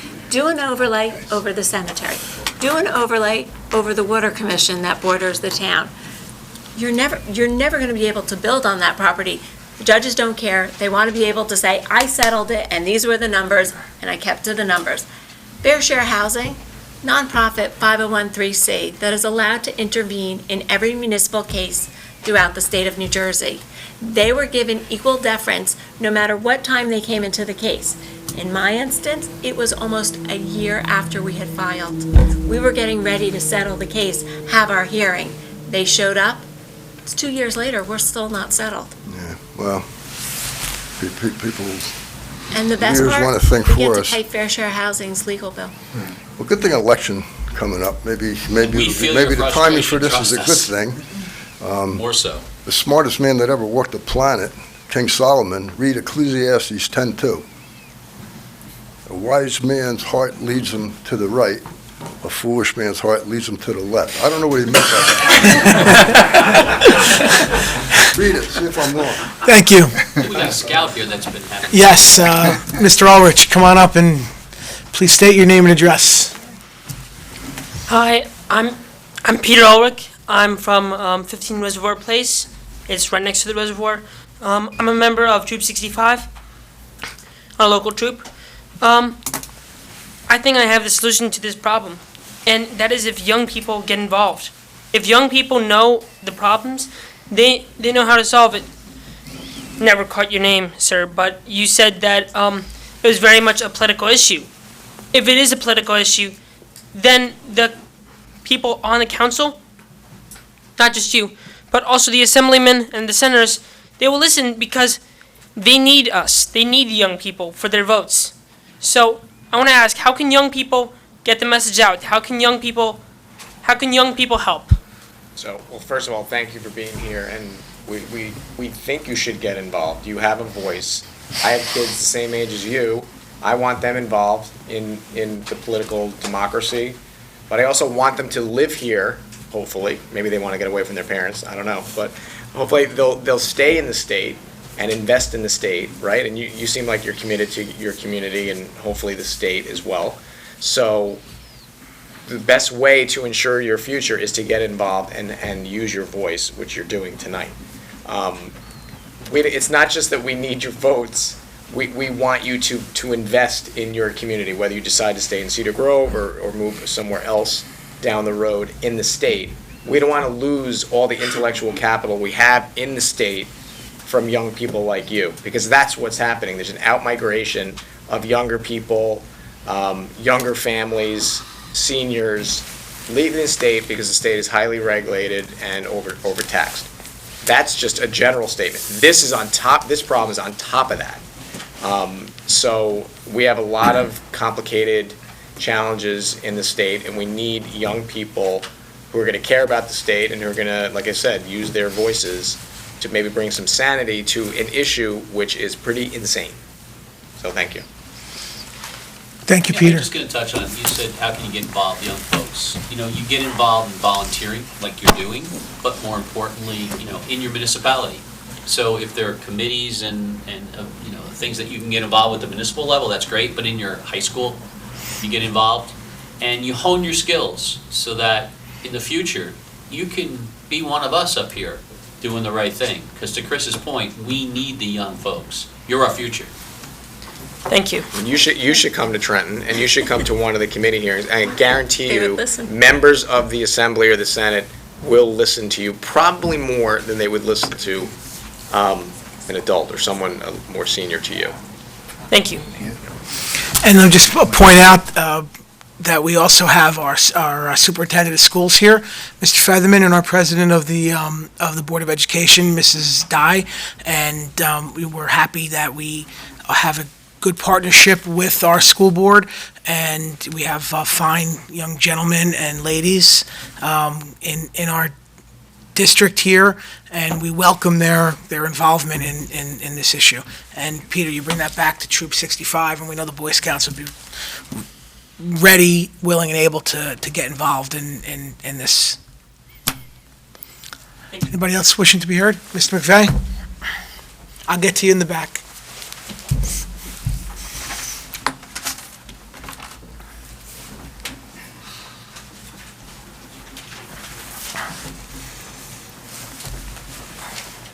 Hi, Kevin McVeigh, 19 Briarwood Terrace.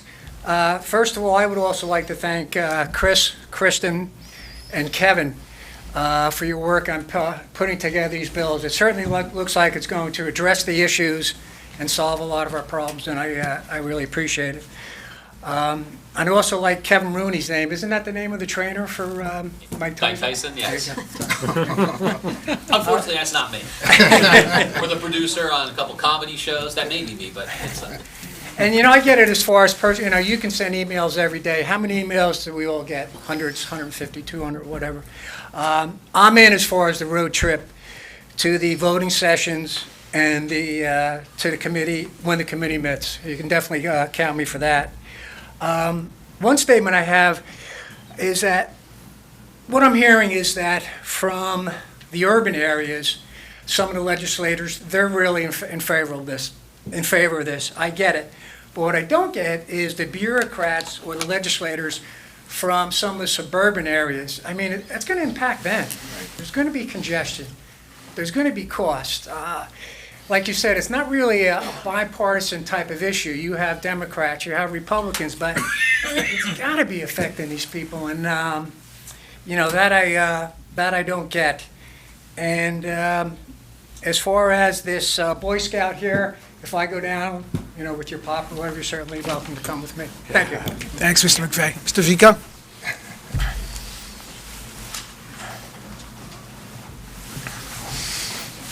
Charles DeVico, 111 Holly Lane. I spent the first hour at home watching on television. I said, no, it's too important. I'll come to the meeting now. So I apologize for being late. I guess hearing what I heard for the first hour and hearing since I've been on, I think we're all saying the same thing. We understand that there's a legislative logjam in terms of how bills can move and so on. I did like Assemblyman DeFilippis' suggestion in terms of League of Municipalities, in terms of our officials attending and some are getting together with other municipalities and forming some sort of coalition to put some pressure into Trenton. Their voice as elected officials probably is much more powerful than us as residents. Although our voice is there and can be heard, elected officials certainly can share common grounds and hopefully articulate better in terms of the needs of what the community is going to be going through, especially strains on infrastructure as we have talked about. I guess my real question, however, for our elected officials this evening is, how do we get here? I understand Mount Laurel, and at the time it was enacted, it made a lot of sense. And I think the misnomer amongst many residents, I've heard in some of the meetings, is everyone associates Affordable Housing Act with low income and automatically depreciation of values, and we don't want it. And you're seeing that today because there are some affluent communities who are fighting this tooth and nail because they're deathly afraid of their values falling and so on. As I read, that's not the intent. The intent is to basically just keep housing affordable for all. And the application process for an applicant meets certain criteria. You must have verifiable income. You must be able to meet a debt-to-income ratio. You must be able to maintain that. So it certainly is pointing in a direction to residents that any community would want. These are viable people that will grow up and at some point become more economically viable to join the housing community in a regular standard and get out of the affordable housing.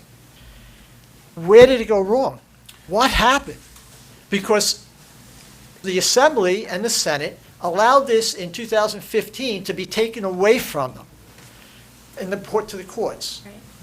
So something happened where we all lost, everyone, the dime got spent somewhere, and somehow it got lost in the process because the concept is sound, the message didn't get communicated correctly, and all of a sudden the court system said, if you can't get your act together, we're going to do it. Well, and that's how it all started in 1985. But to bring it up to current times, the legislature failed to act between 1985 and 2015.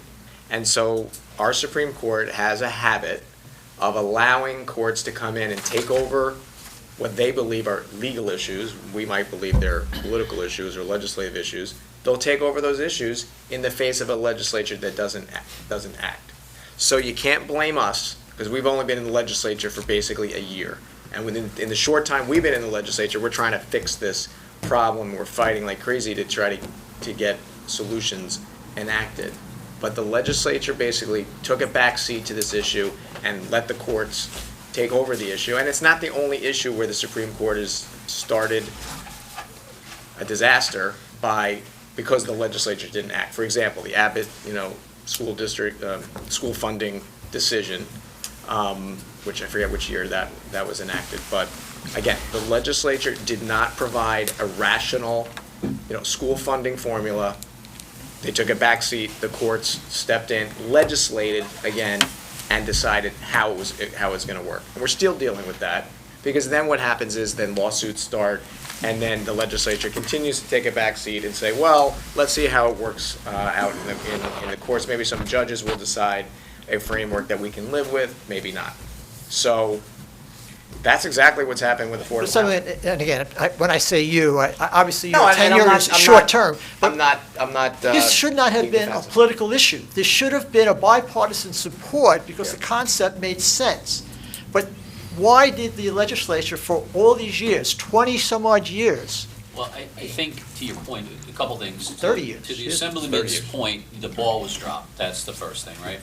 I do think there were some elements that was political in its original concept. But where we are today is really the question, and how do we address it? And to the senator's point, there hasn't been an analysis done recently to look at the totality of the entire state and what the housing needs are. You know, we've heard that we are number one in a lot of things, and in this case, foreclosure rates. We are number one in the highest taxed state in the country. And these are things that we need to look at when we're looking at how we're going to force towns to abide by numbers that are unrealistic at this point. So we need to go back to the drawing board and really do a very thorough analysis as to what are really our current housing needs. Because the infrastructure in the state has been crumbling. We cannot support what we have already. So going back to the drawing board is really what we need to do. To just mandate a number, an arbitrary number on a municipality, you know, when those numbers came out originally, the cost of housing to build wasn't where it is today. You know, builders need to make a profit. They don't need to gouge us, but they need to make a profit. And the cost to build in northern New Jersey is significantly higher than building in southern New Jersey. And the Fair Share Housing Group doesn't look at it that way. So the numbers that are reflective in the South don't necessarily equate the same dollars when you have to build in northern New Jersey. Understood, Senator. So we need to go back and. But how do you get back? You've already told us that there's paralysis that exists, that you can't get a committee chairman to move any of the 30-some-odd bills. So basically. There's a pathway that exists, right? And it's your right to vote. That's the pathway. True. And your voice is the way to create that pathway. A young person right here, he's out here tonight, probably for a couple of reasons. One is part of his scouting responsibilities, but also he has a passion to make a difference in the future, right? So it's getting more and more people involved that have a larger voice. Because right now your voice is muffled, right? It's here in Cedar Grove in this council chambers, but it's not getting down to all the parties in Trenton. I think that's important. See, I would disagree on that comment, other than there are 60-some-odd communities that are current litigation or part of litigation related to fair housing and their number. So there are a number of municipalities who are dealing with this issue currently. We happen to be one that took the path of saying, let's write our check and get out of this because it's going to cost us a ton of more money. And But out of the we took a number. 565 communities, this is only very aware rare. of two. No, this is very rare to Right. have these town hall meetings on this issue. Well, you know how it came about? Because our town council said, we need to get our legislative process in play. And we asked for you guys to come up Right. here and Our address colleague us. in the assembly, Assemblyman Shapezi, has tried to go throughout the state holding town hall meetings. And it's been met with a lot of resistance from Fair Share Housing. I've taken up enough time. Thank you. Thank you. Yes, sir.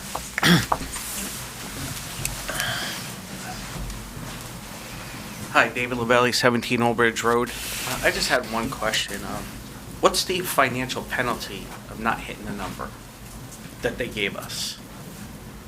You have an obligation, you have a number that's given to each town. Right. Doesn't necessarily mean you're going to meet that need. It doesn't mean that, and I'm sorry, I don't know what their number is off Cedar Grove, but, so say their number was 200. Doesn't mean they are going to build 200 units tomorrow. It means that throughout the municipality where they've, we'll do some here, some here, some here, it doesn't mean that you have to build that obligation today or even tomorrow. It's just you have to address how you would meet that need. So if a new developer came in and was gonna build, then a certain amount would have to be set aside. As long as, and Mr. Simmer, correct me if I'm wrong, as long as we're abiding by what the agreement is in good faith and we're operating in good faith, we have immunity from a builder's remedy lawsuit, which is the real crux of the penalty. Because if a builder comes in here on a builder's remedy lawsuit and they permit us or they require us, to build as a result of that, then we lose. So in other words, if the town hasn't put that plan together, and again, I don't know the demographics of the town, but I'll just use where the food town was, because we were out there during the past flooding. If the owner of that property decided to sell that property, and they hadn't met their obligation, a builder could come in and say, look, I want to put up 34 townhomes here, right in the center of your town. And if you haven't met your obligation elsewhere in the community, they're going to have a builder's lawsuit. That's how it works.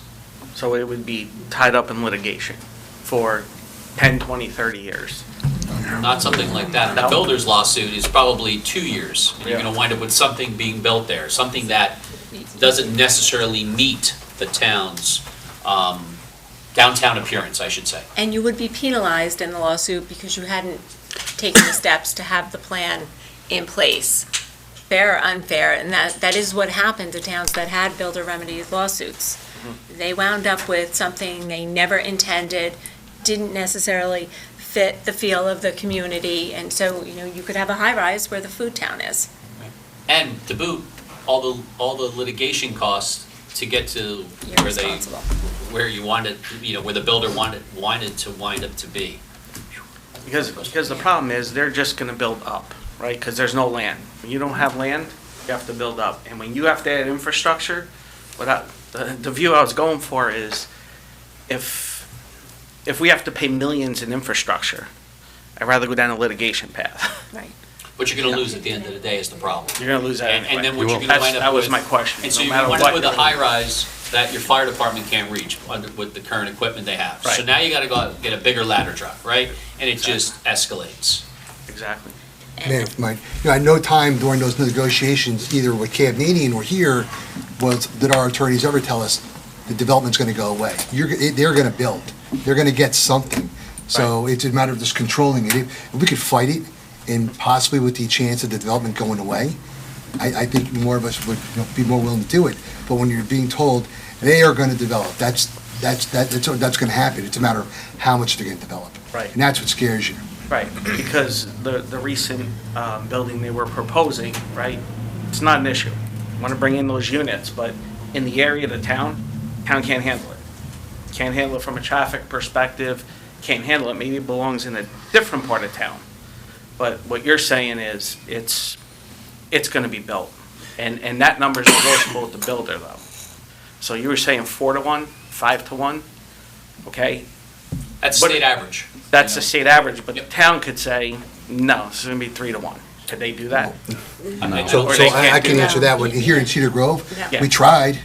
They laughed at us. We tried. Miss McKenzie just kept coming back with these obnoxious numbers.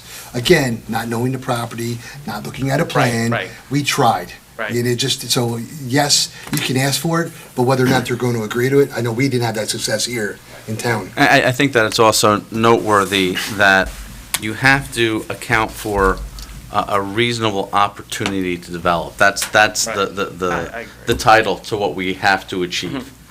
And in order to reach that, you have to be able to convince a court that a developer that's driven by profit will be willing to build those affordable units.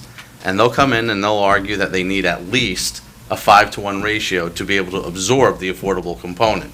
You could sit there all day long and argue that it should be 3-to-1, but quite frankly, we'll never be successful in convincing a court that a for-profit developer is going to be motivated enough to actually develop at that ratio. Right. But you could negotiate, maybe, you gotta buy us a new fire truck to reach your new 5-story building, which doesn't exist in Cedar Grove. So, and Mayor, I'm glad you brought up the negotiation point, too. Yeah, I think on both sides, with both deals, we negotiate the best as possible. But still, if I had my druthers, and I know this council and the prior council, we would want nothing built. I mean, you're negotiating because, again, like Councilman, Assemblyman DePhillips mentioned, you're negotiating with your hands tied behind the back. It's really what you're doing. So you're trying to come up with the best deal or a good deal. But at the end of the day, I mean, none of us want to have a shovel in the ground. Right. You know? But also the difference between what you did with K-Hob, which was a very good result when you consider what you were up against. When you're dealing with fair share housing, they're arguing numbers. They don't care about incentives. They don't care about any of that. They're a party that's independent of any in particular or individual developer.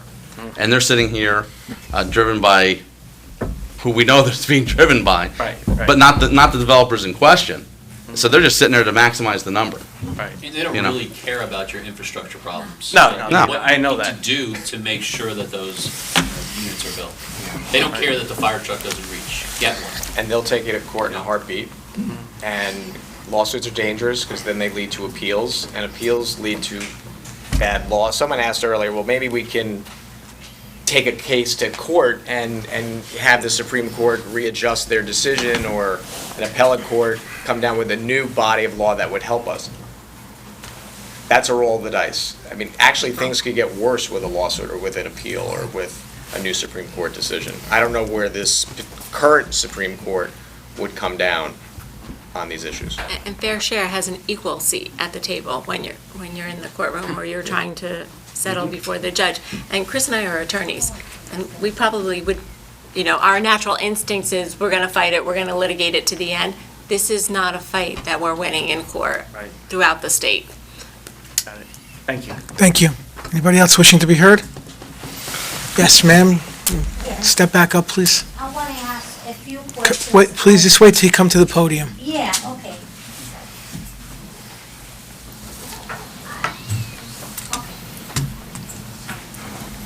It's 38 Bowden Road, Luz Sotner.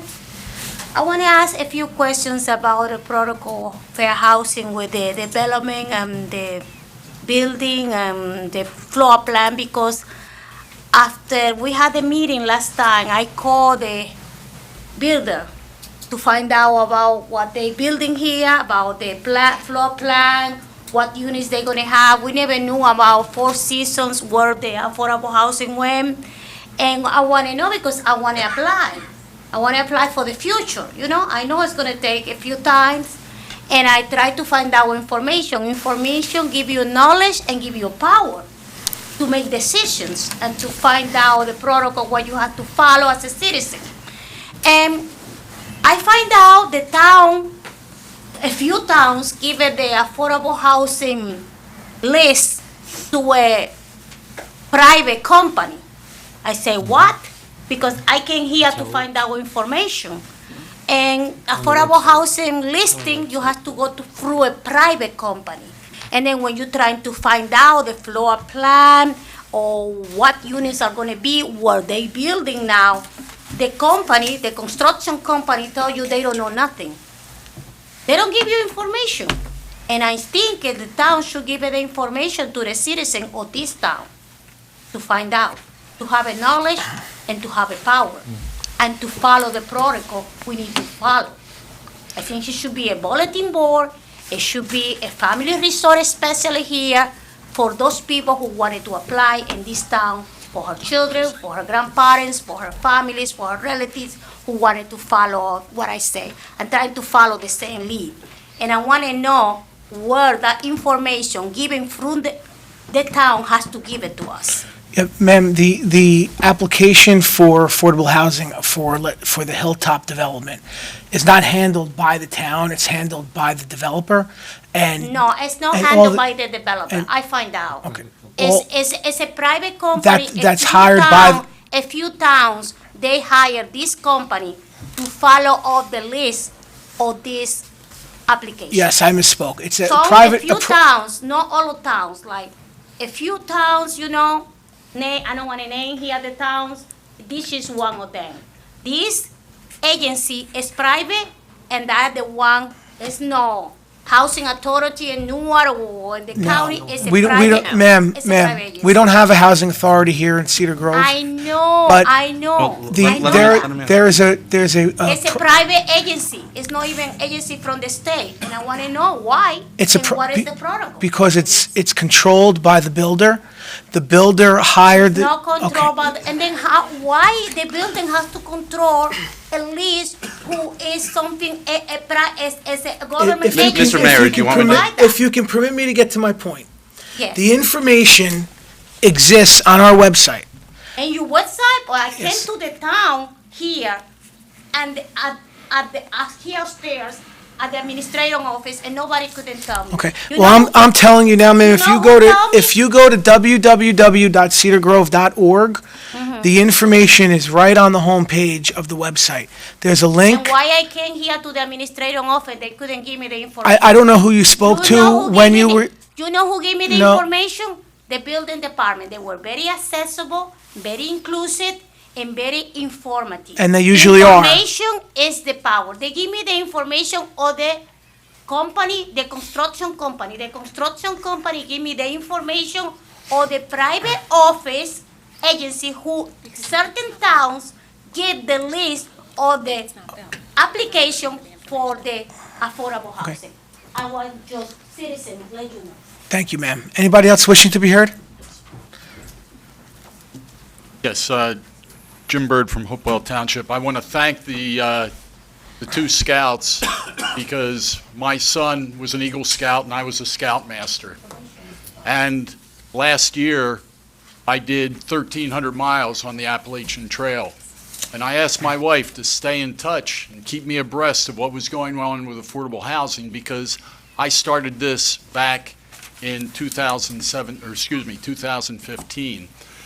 And she had no idea about what was going on.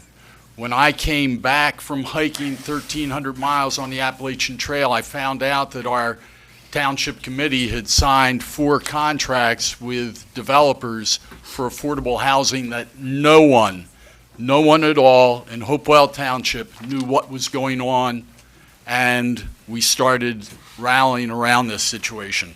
I just want to let some people know, a very important factor when these developers are looking for a place to put in affordable housing, because it's an 80-to-1 ratio, or excuse me, 80-20 ratio. 20% will be affordable, 80% is going to be their profit margin on their regular homes. Now, what they're really looking for also is, what is the school system like? Because if the school system, and I had been in contact with a lot of people down near Atlantic City, and I said, did you get your numbers from affordable housing? And the guy laughed and he said, yeah, I got it. But he said, you know, X number of the gambling casinos had gone south. They were out of business. He said, people walked away from their homes. And he said, I could give these homes to somebody and they won't let us do it. So keep that in mind. I just also want to let you know that there will be a state affordable housing meeting. It will be taking place at William Patterson University in Wayne, New Jersey. It takes place on Thursday, November 29th at 10 o'clock. They're not quite sure where it will be. So if anybody is interested in attending this, I think it's advantageous to be there and air your voices to these people that have to know what's really going on. They may know, but they're not taking it in properly. Thank you. Thank you. Anybody else wishing to be heard? Mr. Martinelli?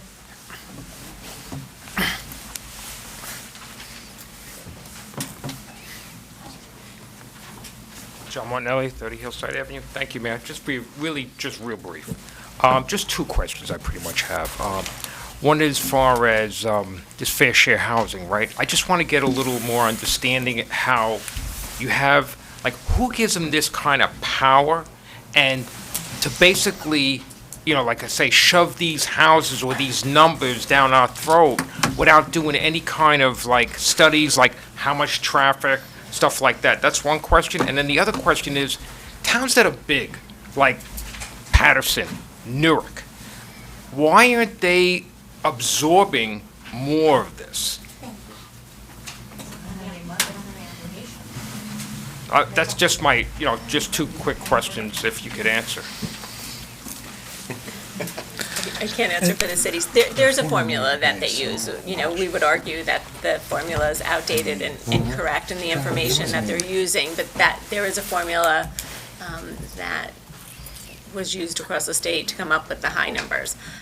Fair share housing did not have this ability or this prominence in the last few rounds when the Council on Affordable Housing was doing their job. They did promulgate rules that we were able to follow, and There were standards that we all followed, and many of us did the second round sort of certification, don't even know because we were able to do it. We met with our planners and we came up with, what could be zoned, and there wasn't this pushback. When COA failed to establish third round rules, which they kind of blame on the municipalities, and the courts got involved, they're kind of the ones that handed, Fair Share this opportunity. And like I said, they have an equal seat at the table. And so we're not just dealing with regulations from the court or requirements for the judges and the special masters, but we have this extra added layer of complying with Fair Share Housing's opinion. The I would judges are actually letting say them intervene. that They're they're- letting them intervene in cases.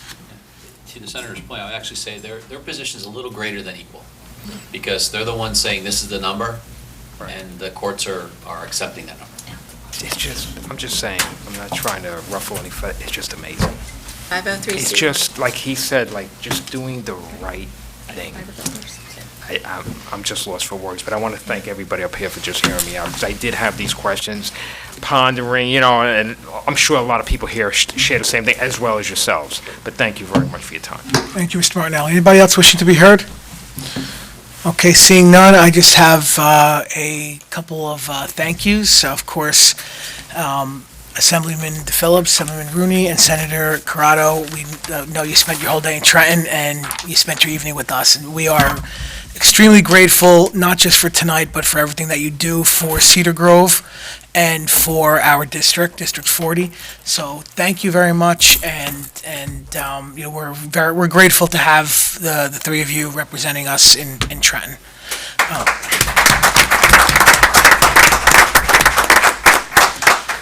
Also, I didn't mention this earlier, but in the back on the table, there's a memo prepared by our council with some frequently asked questions.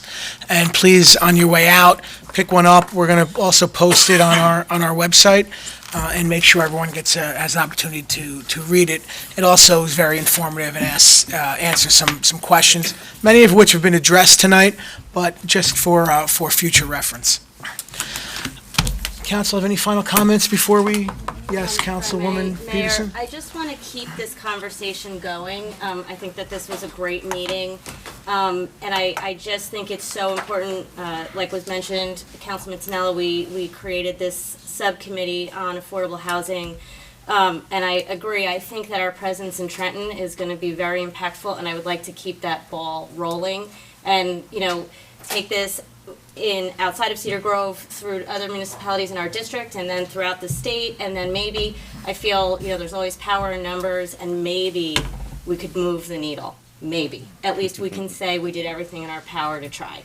So, please, next time we have another meeting, because we're gonna keep these meetings coming, bring friends, bring more people, let's get the word out.